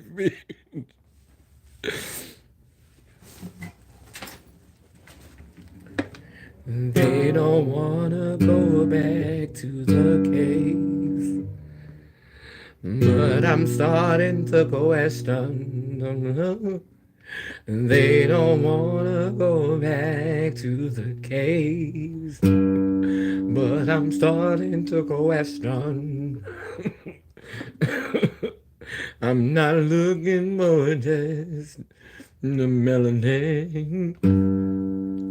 Want a construct that is built on wholeness. It will not hurt my pride, but right now you decide that you are not ready to release your crown. But whatever you want to start, We still workshopping it. But we got the first line. We don't wanna go back to the. They don't wanna go back to the caves.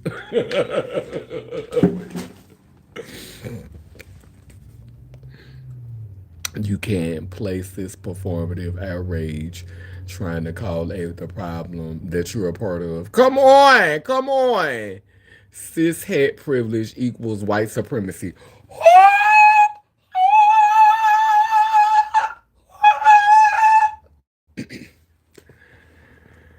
Okay, we got to change it now, girl.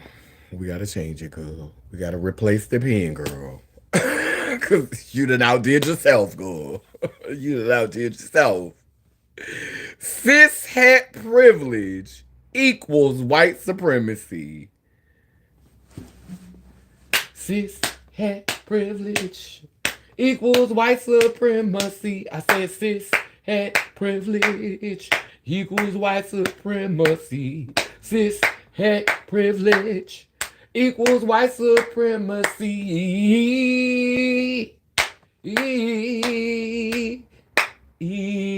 Whitey, whitey, whitey. Cis het privilege equals white supremacy. I said cis het privilege equals white supremacy. I said cis het privilege equals white supremacy.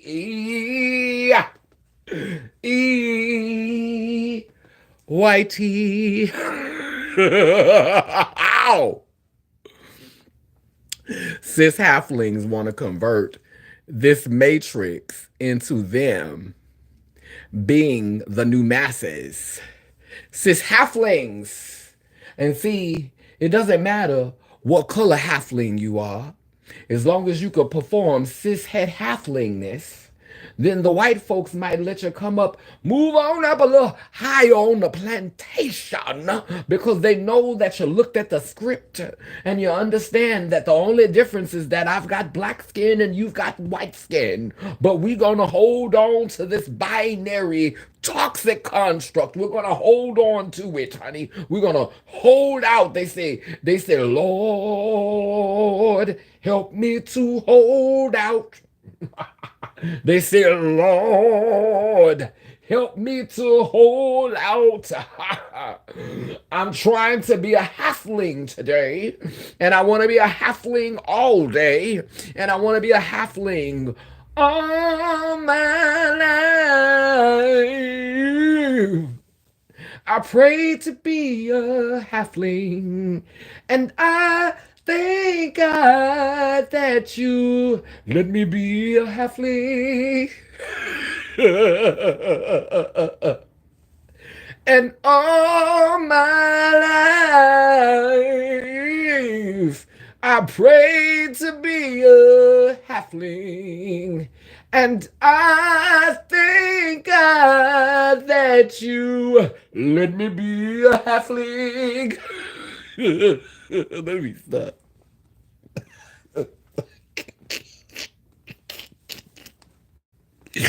Ooh-wee, girl. Girl, I am cut up on this live, girl. And I thank God that you let me be a halfling. Bitch.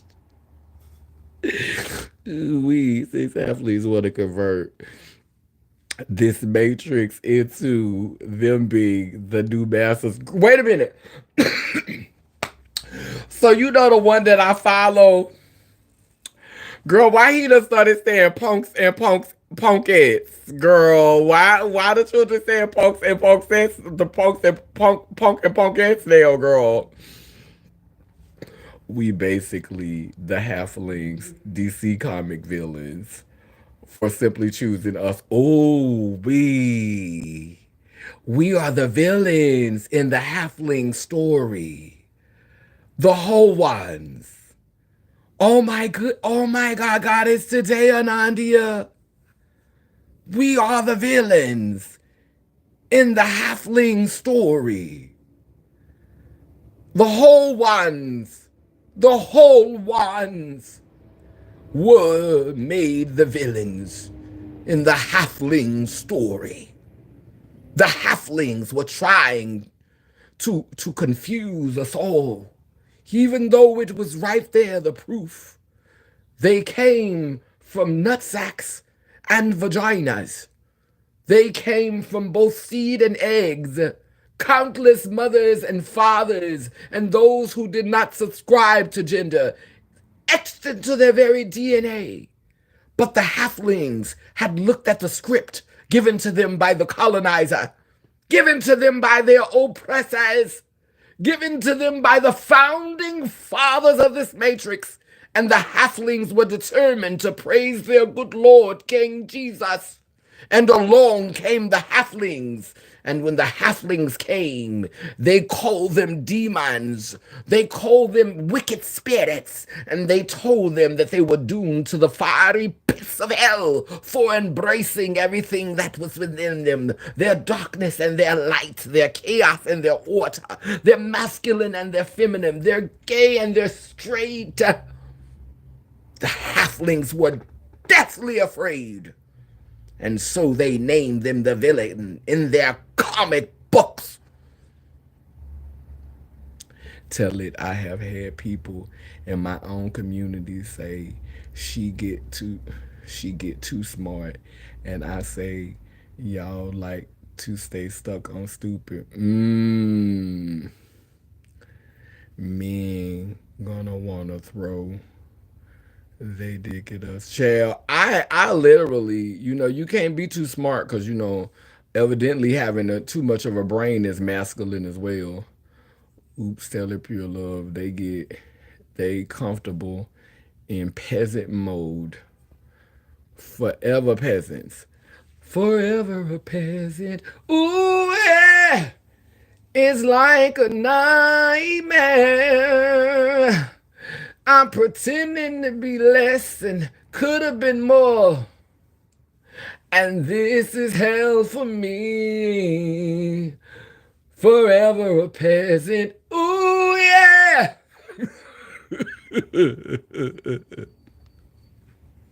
When I dressed gothic, the halflings didn't want nothing to do with me. Oh my goodness. I get crazy gear and they leave me alone. Okay, you got your thing, huh? Plantatrix and Trantatrix. Whoa, Trantatrix. Wow. Wow. Yeah, we got two words. So the Trantatrix is when the trans people play into the Plantatrix. Wow.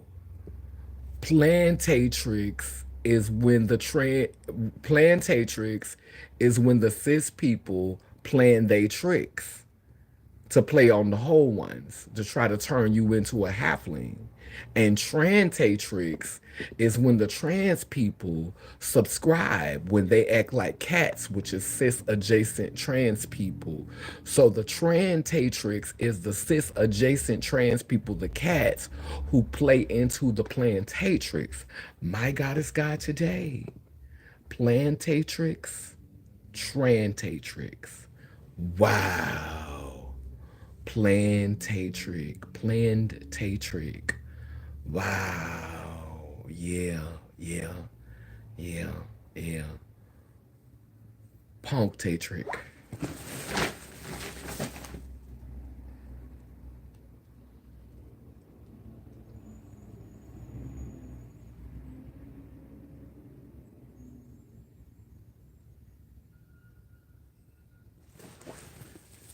I had to, and we're back.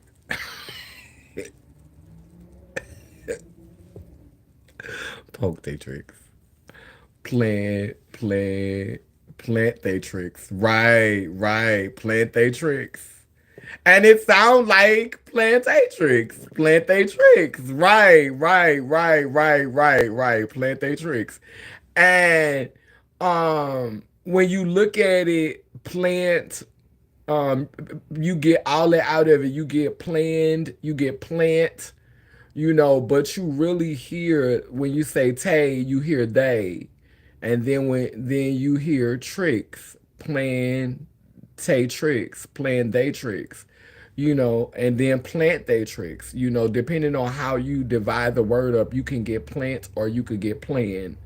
So that's a lot. Just saying plantatrix, plantatrix. Like we're gonna develop that. We're gonna add that to the curriculum. We're gonna add trantatrix to the curriculum, and we're going to also add non-fair particle. Non-fair particle. Done hit a Mariah Carey note. Hey, you see the guitar? T.S. Spirit and Soul. Wrote a song about it, like here you go. Come on, T.S. Atlantis Marcet. I'm too spirit, baby. I'm so. TS limited sales.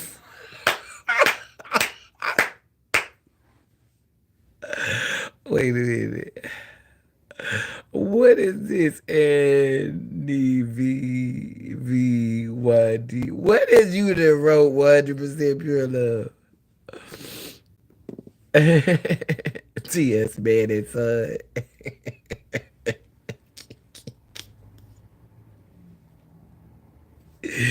TS man and son. Man and son. They need that Coke and Tina to continue acting, okay?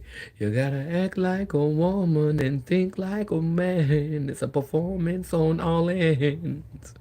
TS limited editions.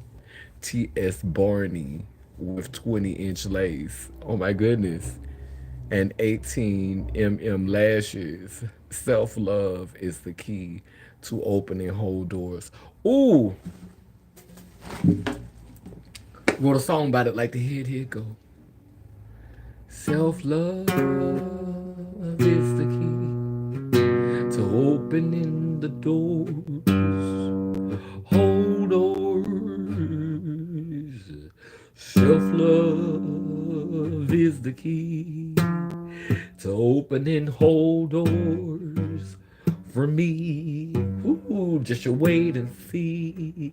Self-love is the key to opening up the whole doors. I'm opening whole doors.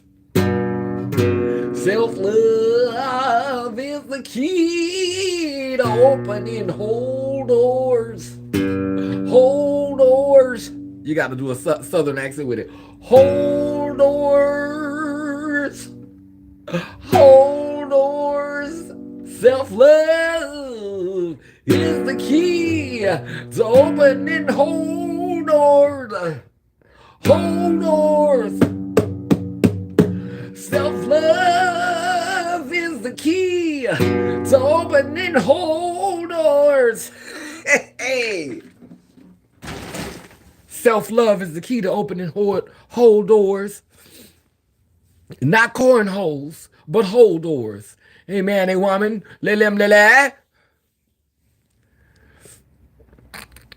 Honey roasted nuts with a 20-inch lace wig, 18 lashes is the halfling's uniform. Honey roasted nuts with a 20-inch lace front and 18 lashes is the halfling uniform. My goddess God today. Sovereignty is the goal. Yes, and sovereignty has many faces. Oh, yes. And when we are living in our sovereignty, we began to make that gumbo. Come on, baby. That's where you get to be the shrimp, You get to be the okra, You get to be the parsley, You get to be the roux, You get to be the sausage, You get to be that bell pepper, You get to be that tomato, we gets to be all of the things, honey, and we don't have to dissipate, honey. We don't have to melt and blend in and become a homogenated, looking boring and bland and all the same and cohesive and a fondue. We get to be all the many different things that we are, all of the many different delicious, delectable things that we are. My God, it's God today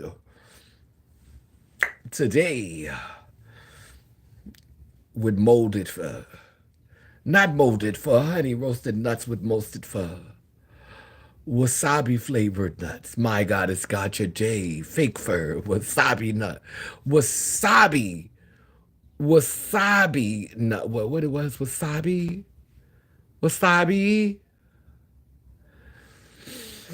They said no, not the caves. It's dark and lonely in there. No! Not the caves. It's lonely and dark in there. No, not the caves. It's lonely and dark in there. No, not the caves. It's lonely and dark in there. No, not the caves. It's lonely and dark in there. No, not the caves. It's lonely and dark in there. No, no, not the caves. It's lonely and dark in there.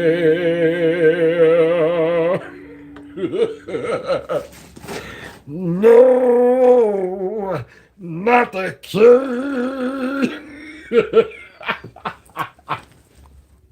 It's lonely and dark. And dark. Not the cave. And dark in there. Bitch. And lonely and and dark in there.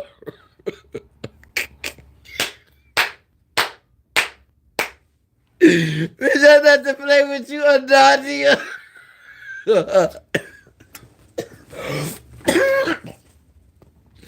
Nadia, I'm not about to play with you on this fucking live today.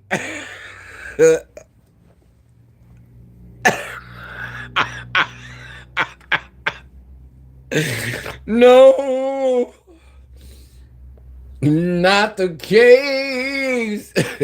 It's lonely and dark in there. $100% pure love, so bad. See, talking about back to the caves. Back to the caves you go.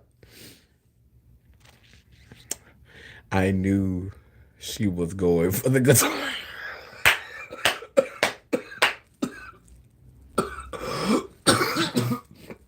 Oh, oh, oh, we, back to the Caucasoid Mountains. Back to the mountains. Oh my goodness. T.S. Mountain Climber. Ain't no mountain high enough, and then keep me from you. Ain't no mountain high enough. I'm gonna climb it, boo.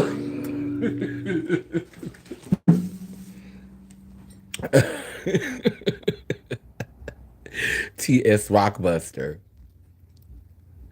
Rocky Road, no ice cream. The sun ain't saving, nor sparing the white punks, nor their matrix privilege. It is not at all. Never would have made it without being a halfling. I could have lost it all in this matrix. You definitely could. Oh, wait, hold on. Never would have made it. Wait. Never would have made it without being a halfling. I could have lost it all. My privilege, see. But the halfling god was there for me. And I'm lesser. I'm diminished. I'm a halfling.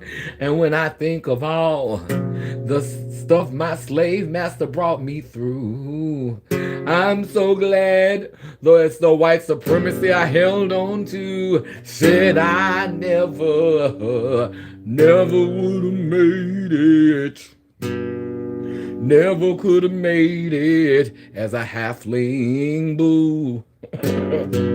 I would have lost it all. And now I see that Father God keeps me half, you see. Said I'm lesser, I'm diminished, I'm a halfling, so much a halfling. And my Father God, he left out my mama, and I'm the half of I'm half of one and two, and I never would have made it as a whole one, boo. I would have lost it all. They would have persecuted me, and I ain't built for this shit you see. I'm lesser. I'm a little bit. I'm diminished. I'm a halfling. They don't want me to get in my collection bag. Make no album. No halfling album. Halfling's greatest hits. T.S. Halfling's greatest hits, bitch. Son,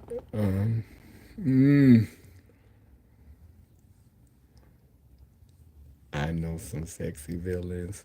I got my outfit on standby. The DC heroes are the punks. The punkyarchy. They're upholding the punkyarchy. The halflings were shriveled in their boots by the sight of the villainous whole beings. The halflings shriveled in their boots. They were reduced to dust. The halflings did not birth children, they birthed kids, livestock, chattel, baby goats for the plantatrix. Ooh, bitch, that's a comic book. Bitch, I hear a comic book. Bitch, this is a comic book. Bitch, girl, maybe I need to. Girl, I'm seeing a comic book. Girl, this is giving me comic book energy, girl. And the whole ones, girl, this is giving me comic book energy. This is definitely giving me comic book energy.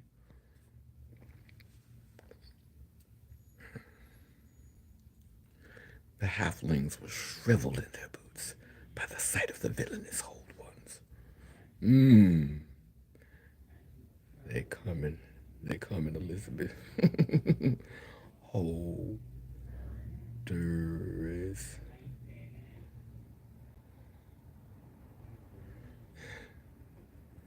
Because the whole door.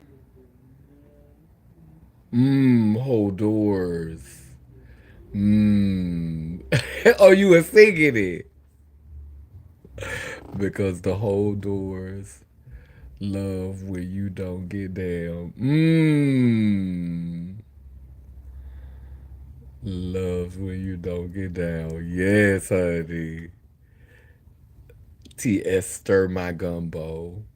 but don't scrape my pot. Exactly. Why be bland Wonder Bread when you can be a whole pot of gumbo? You better say that. That fondue, LOL. Wasn't it? Well, let's go back to the fondue. Good.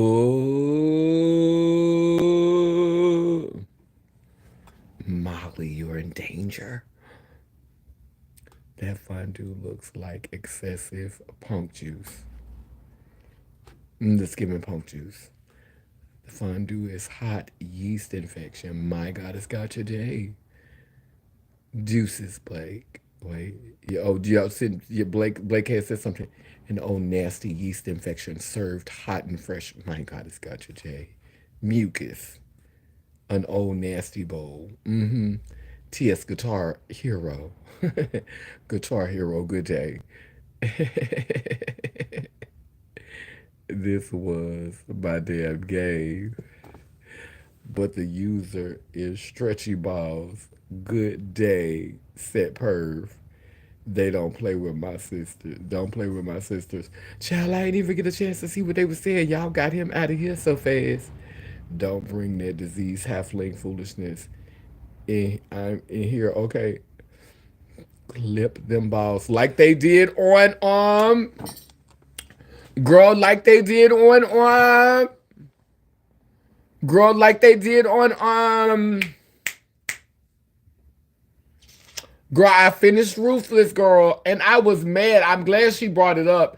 Girl, watching how the highest girl let them get it. I hope it be another season so that he could redeem himself.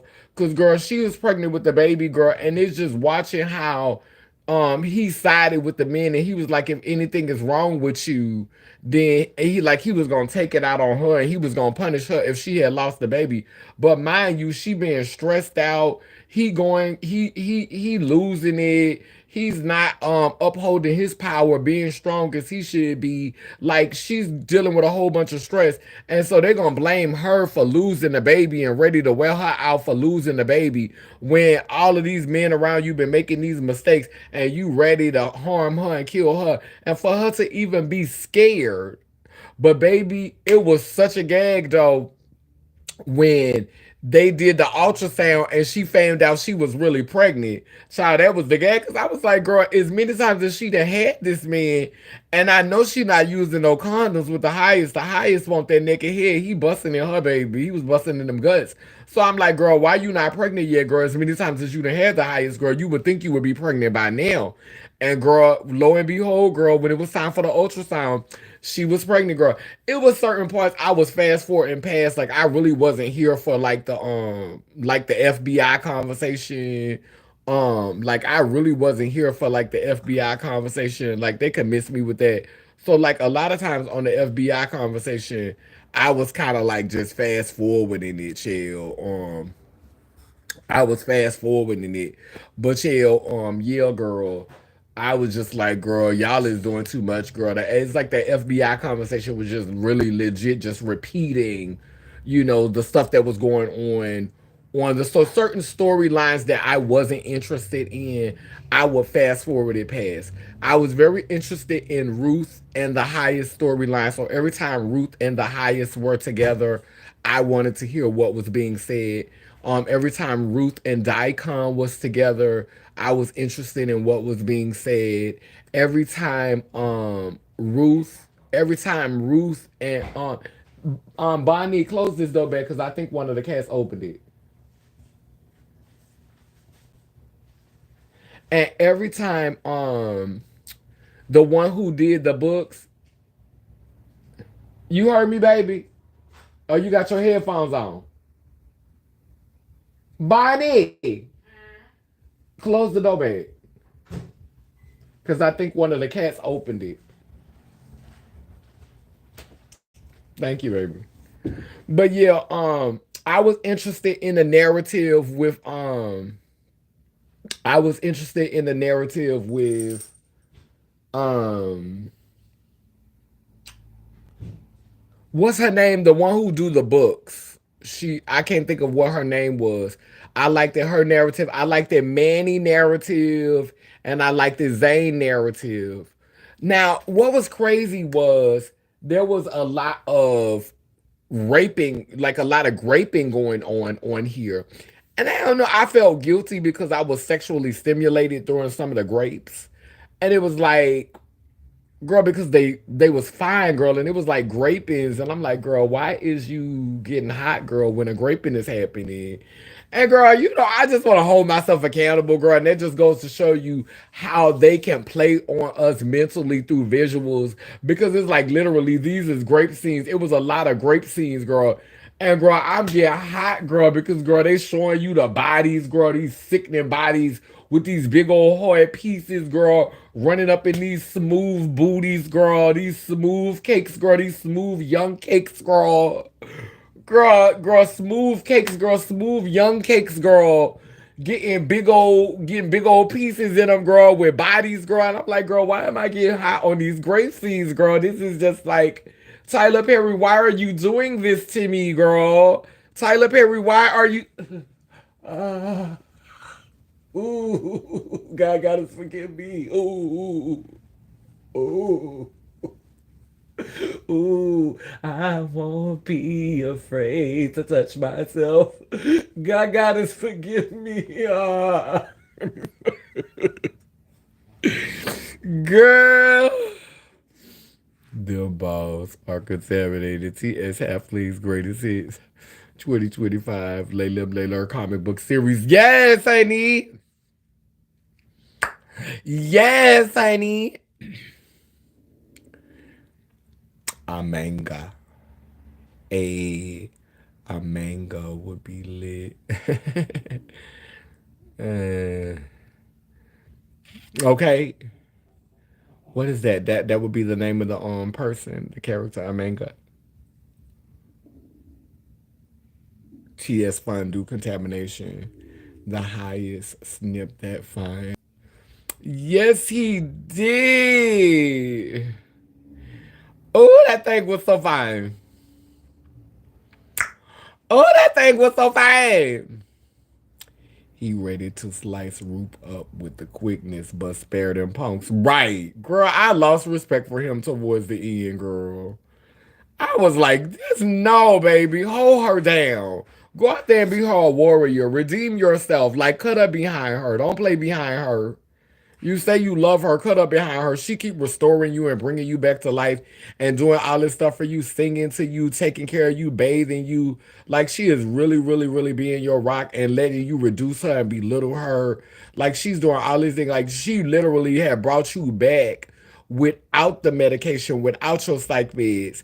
And then you gonna doubt her for them punks. Girl, stop. They dragging that show at the point like a soap opera. Yeah, I'm ready for Ruth to get her daughter, grab them coins and leave. Everyone about to die, trying to play the game and stay there. Yeah, cause I don't like. At first, I liked River, but I don't care for River anymore. Like River, when River became the new Daikon, I was over him. Like I felt sorry for him. I empathized with him when he was being, raped and when he was being hogtied and all that. I get all that, but he's always been on the con. Like he's like some of that. You made that bed for yourself because you tried to get close to him for the con. That was a part of your grift, and so when you doing your grift, something's gonna come with your growth. So it's really hard for me to completely empathize with River as a character and how dark, how uh, I don't want to use the word dark, how chaotic and shadowy his character became, in the final season. I just wasn't like when he started doing the preaching and delivering the word, like I wasn't even listening. I would like fast forward his parts because I'm like, River, I don't really feature you like that, girl. I was just over River. And girl, Miss Baby set herself on fire, baby. Miss Baby said, I'm not gonna never get out of here. They not gonna never let me leave. See my sunshine. And she stood in front of all of them and set herself on fire, baby. She said, see my sunshine, bitch. She went and found that gasoline can, honey. And mama set herself on fire, baby. They slanging it all. They use temptation on the viewer, a lot of it. River and Daikon needed to rock climb. Their sexual tension was far too much. They really did. I thought they was gonna have. I thought they was gonna have. River literally became the example. A victim punk turned into the oppressive punk. Exactly, exactly.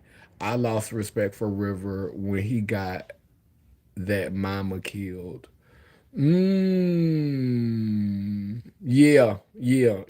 I like there was multiple times like when he went and got that when he went and got that ultrasound for her, oh girl, I was over him. I was over him then. That baby been through everything and lost her mind. Yeah, but girl, I started liking even though Manny had Grape Zane, I started respecting Manny' relationship with Zane, how he humbled himself with her and how he dealt with her differently toward the end. So I had a huge bit of respect for that. But Chael, I have I'm finna get ready to wrap up because I've been on here for like 2 hours and 15 minutes. I made it back to I made it back to New York. I wanted to share that. I wanted to let y'all know that I made it back safely. So yeah, I was traveling yesterday. And my good sister Safari drove me 14 hours so I could get back. I want to give a shout out to my sister Octavia Lewis, who made sure that I had the funds for the rental car. I want to give a shout out to um I want to give a shout out to the Black Trans Travel Fund for making sure that we had gas in the car. I was able to give her some gas money to get back, after she drove me up here. So I want to, give a shout out to them and say thanks for that. We had a very interesting adventure, and I am going to make a little mini video about it. But I want to show y'all right here, just this little piece right here where my sister actually saved a guy's life yesterday. He started seizuring. The one who I was with in the picture that I just showed, he started seizuring. So I stopped and got us a room because she had drove all the way there, and he started seizuring. And so she sprang into action. Nobody was trying to help him. She pulled him over on his side, and she rubbed him and she called the ambulance until the people got there, and she talked to him calmingly. She calmed him down. We stayed until he was on the it was an older black man. She stayed until if I don't know if you could see the image, but she stayed yeah, she stayed. We stayed until that. So it was just like, like the ancestors just really, really put things in line, because nobody else was really trying to help him. He could have passed away. He fell hard on the concrete. He was flailing. And, if my sister wouldn't have sprang into action like she did and looked out for him, and like it was just amazing to be able to watch. I got a couple of pictures of them, and I may include it into a reel that I'm making. I'm gonna include it into my thank you reel. But while I'm on the live, I feel like the people who support me and the people who are mainly here for me, y'all deserve to hear the tea first. The beautiful things that Black trans women, Black trans femmes are out here doing, like literally out here saving lives. So they can hate on us and say what they want to say. But like my sister literally like saved his life, like he was seizing on the ground. And she and it was so crazy because the one who owned the hotel, he came around to check and see what was going on, and he just kept smiling at her, telling her how nice she was and telling her how good a person that she was, because nobody else had done it. And this is why they don't like us. This is why they say that's a man. This is why they try to diminish us, because we are literally angels walking amongst you know what I'm saying, these people, like my sister saved his life, and so I just want to, just say thank you to everybody who supported the trip, who helped me to get back home. I have a doctor's appointment coming up soon this Friday, so I needed to be back here for the doctor's appointment. The Black Trans Travel Fund immediately sent the money like I asked for it. I think like Monday, and yesterday they sent it. Normally it takes longer than that, but it just, I guess everything was just in divine order, because they were able to support me real time, so I'm thankful for that. I'm thankful for um, being able to witness the beauty in our community, being able to witness the healing power of our community, just being able to witness who we are. And like right here, you could see her. You could see her. Wait, I don't know if you wait. I don't know if that's a good picture. Yeah, no, this picture, this not letting you see her, but you'll be able to see it in the story, because like I got a little video of it, but it was I got a little video of it.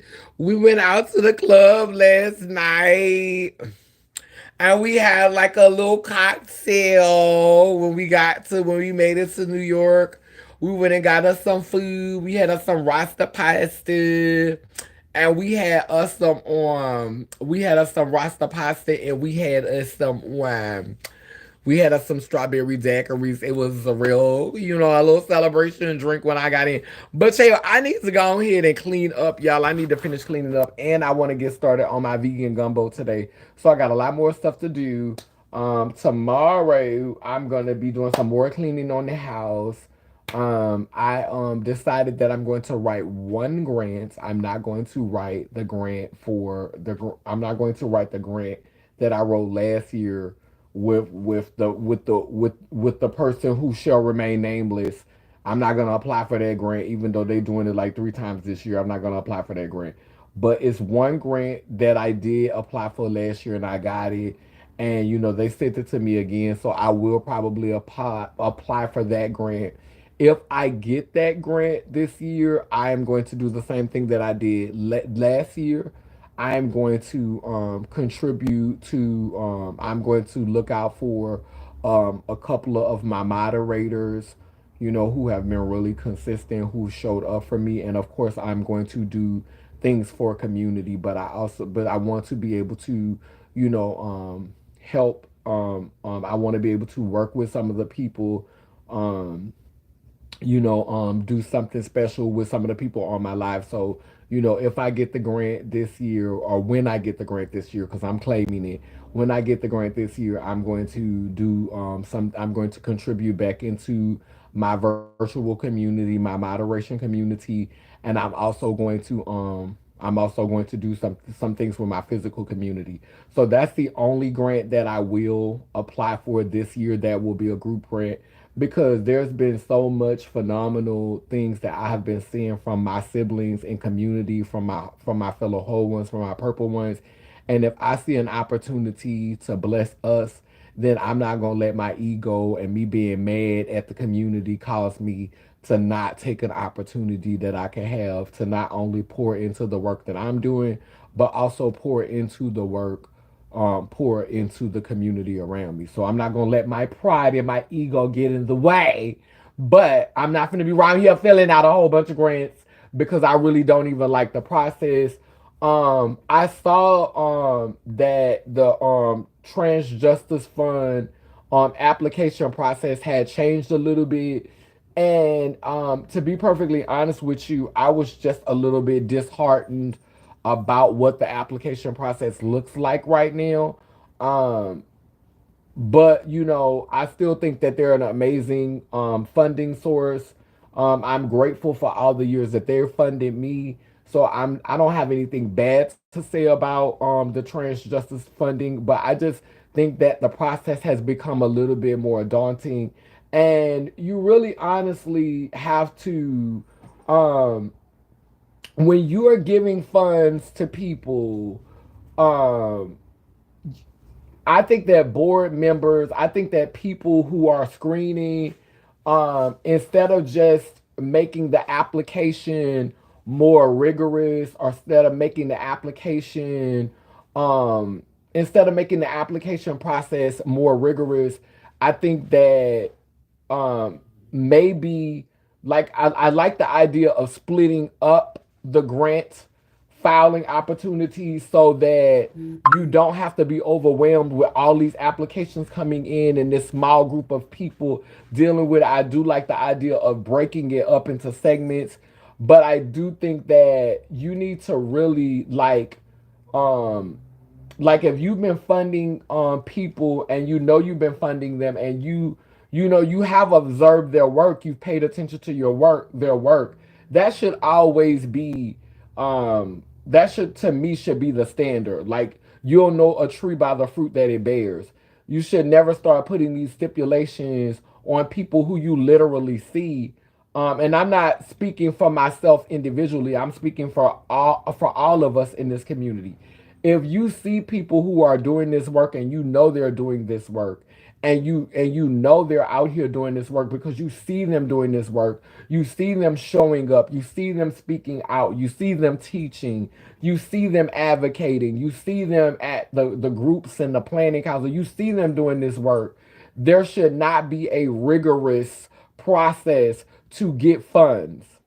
You should not traumatize trans people who you know for certain are visible, and their platform and their content speaks to them doing this work. There should not be a bunch of hurdles, and I hate to say this. They say, oh, well, the application process should be the same for everybody. No, it shouldn't be the same for everybody, because everybody's not doing the same work.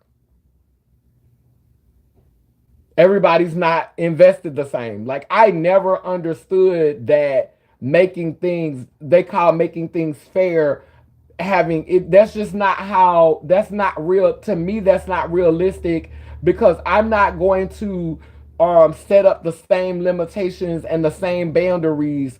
I'm not going to make it equal when everybody's not doing equal work, when everybody's not taking equal responsibility, when everybody's not showing equal passion and equal emotion. So I'm not going to make the application process about equal. I'm going to screen. I'm going to see who's doing the work.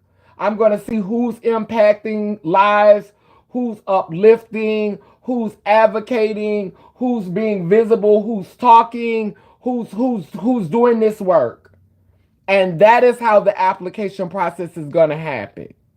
Now, if you're just getting into the work, then I will seed you. I will start you off. I will sow into you and see what you do with that money. And then the next time the process comes around, if I can't see what you've been doing, if there's no proof of what you've been doing, if you can't show me any proof, if you're not living this, if you're not actually doing this, then guess what? I'm not fixing to keep supporting you. Cause there are girls who literally have went to school and know how to say everything that needs to be said on paper and do everything that needs to be done on paper. And that's it. That's it.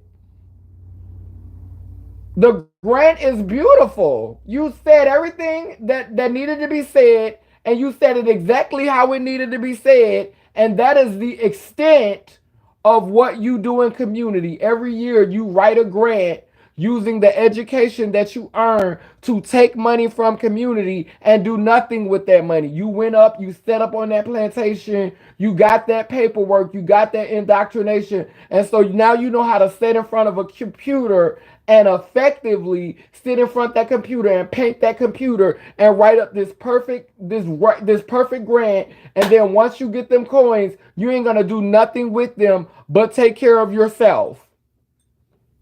And so that's why that process is problematic, because you have people out here who know, because they've been educated, how to scam the system.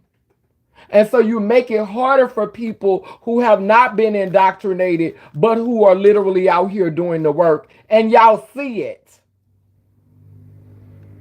And so this is my problem with some funding sources. And I'm not saying that that's what's happening with the Trans Justice Fund.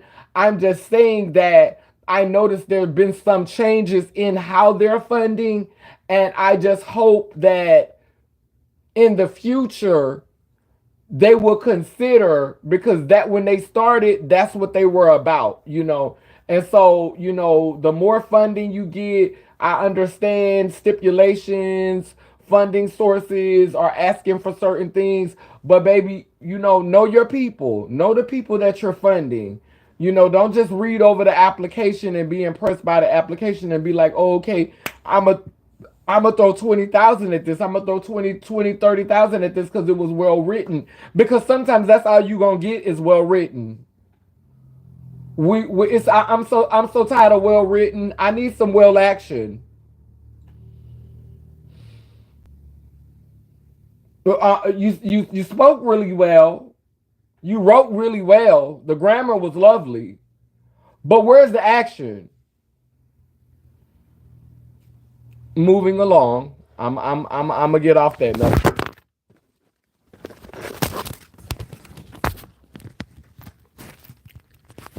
I'm gonna get off that nerve. I said what I said, and I'm gonna leave that alone. But anyway, like I said, I'm gonna do one. I'm gonna do one this year. I said I wasn't doing none, but I'm gonna do one this year. But I just wanted to be known I've been doing this work. Like I literally been out here. Like this is from years ago when I was in New Orleans and I got Tulane College to let us perform Postcards from Over the Edge.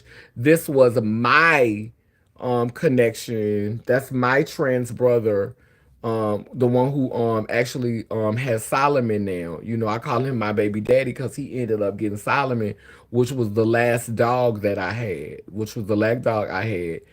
Me and him built a relationship. We became friends, and he was a teacher at Tulane University.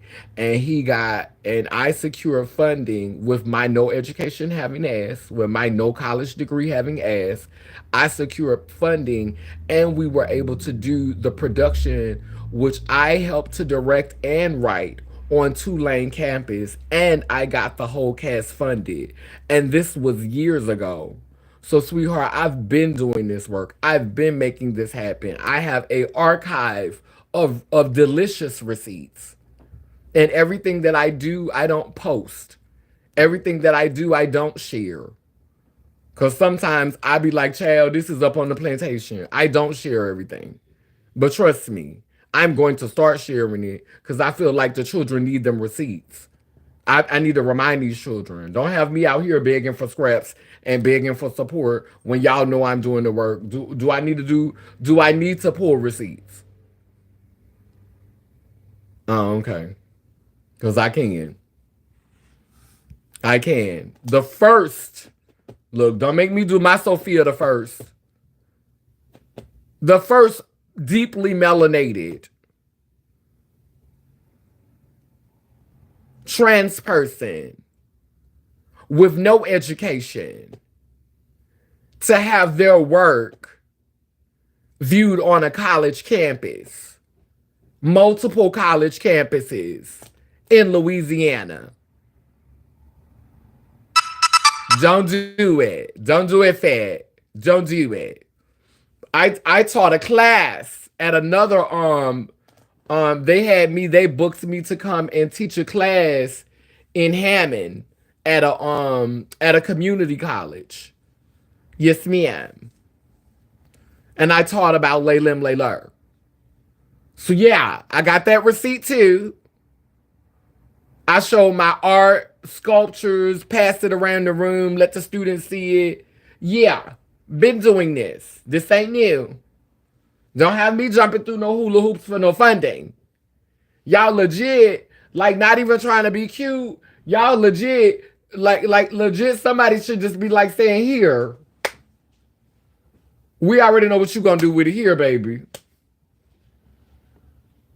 Legit, there should be organizations that should already be writing me in their grants and should have so much money set to the side to allocate and say, you know what, this is gonna be for Laylim Laylar.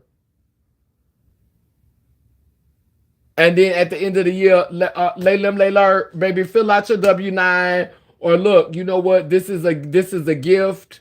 We're gonna put this under blah blah blah whoopty whoopty woo. But we sending you this coin. We got these 5,000 set to the side for you. We got these 10,000 set to the side for you. We got these 15,000 set to the side for you. We got these $20,000 set to the side for you. She was trying to get back in there. We got these coins set to the side for you. Just pick up. Yeah, we got these coins set to the side for you. So, yeah. Yeah, we got these coins set to the side for you. So, yeah, like that's what need to be happening legit. But yeah, but for right now, it is what it is. Cause maybe it's a headache for me. Like I do enough. I do enough. I'm telling you, I be so busy. I be so busy. I be so busy. And when I get some downtime, I'm about to stop being on the internet so much, because what I really want to work on this year is becoming better with herbs and becoming better with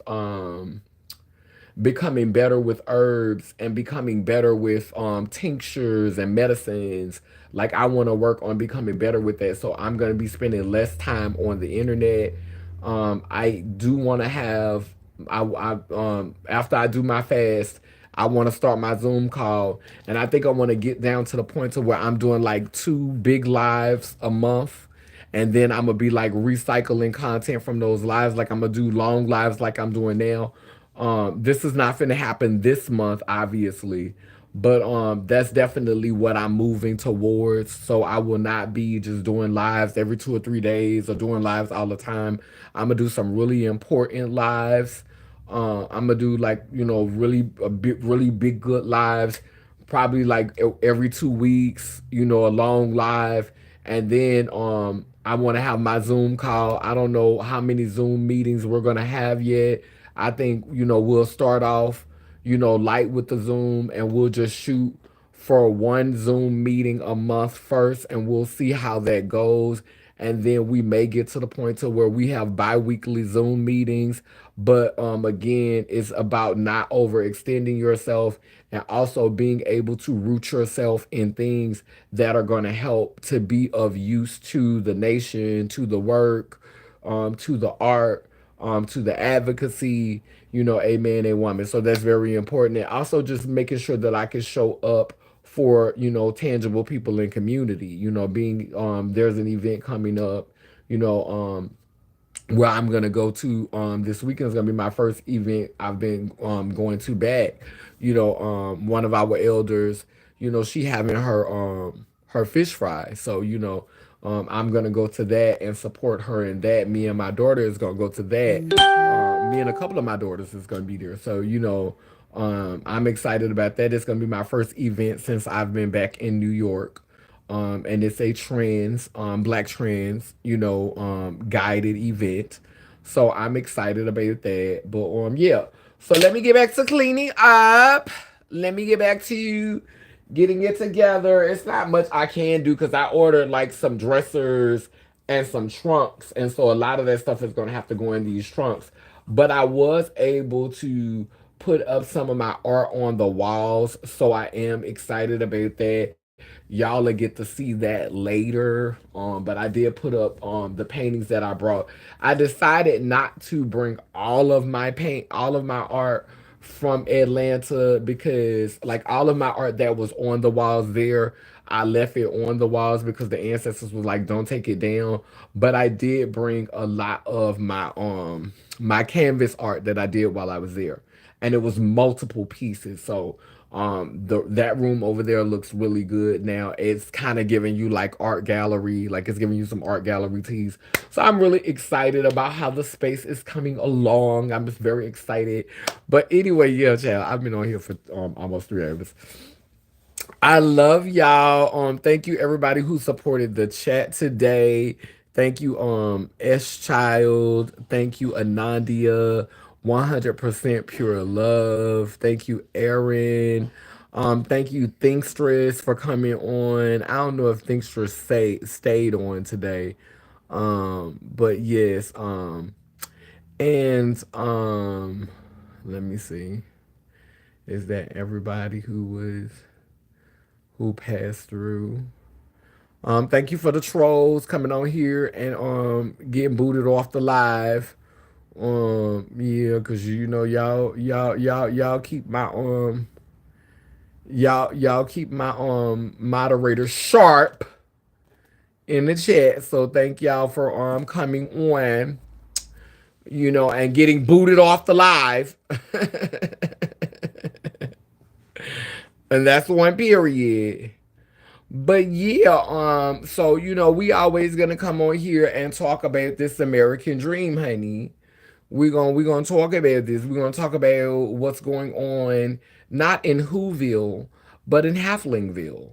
A man, a woman, and you know, we're gonna give you the skinny, we're gonna give you the scoop, and it's gonna be what it's gonna be. So yeah, until next time, I love y'all. Down but now that I say cool, it keeps spinning and turning in Gandhi Iyanko Kalukalo, which means I am a child of God Goddess. If I am, you know you are bound and round, both circle and square. We too speak life, so operations beware. Sending healing to those in despair, El Babosawa, which means we come in peace, no harm to any Lelim Layler.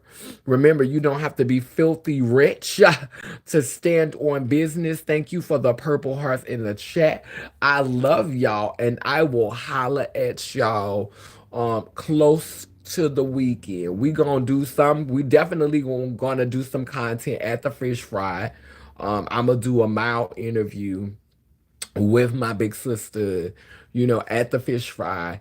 And so I'm gonna have some content coming this weekend. I'm going to do my little thank you reel. That will be probably coming out tomorrow. I'll probably edit that tomorrow. At some point tomorrow. And so yeah, and I may go through this content and share some of this on my stories. I also may not, because again, I'm going to write that grant, so I need to um prioritize my time because I'm getting settled back in the house. I've been gone for almost 3 months. I gotta, you know, I got more cleaning to do. I gotta do laundry. I have to get ready for this event this weekend. I have a doctor's appointment coming up this week that I had to get back for. So I have a lot of things going on. So yeah, I did this live today because I wasn't gonna do a live, but hell, I was cleaning and you know I've been cleaning for some hours and I just had all these thoughts and I needed to process a little bit. So you know this will hold me until future processing needs to happen.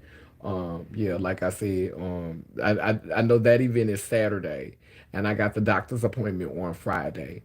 So Friday might be a good day for a live video, maybe a short live video on Friday.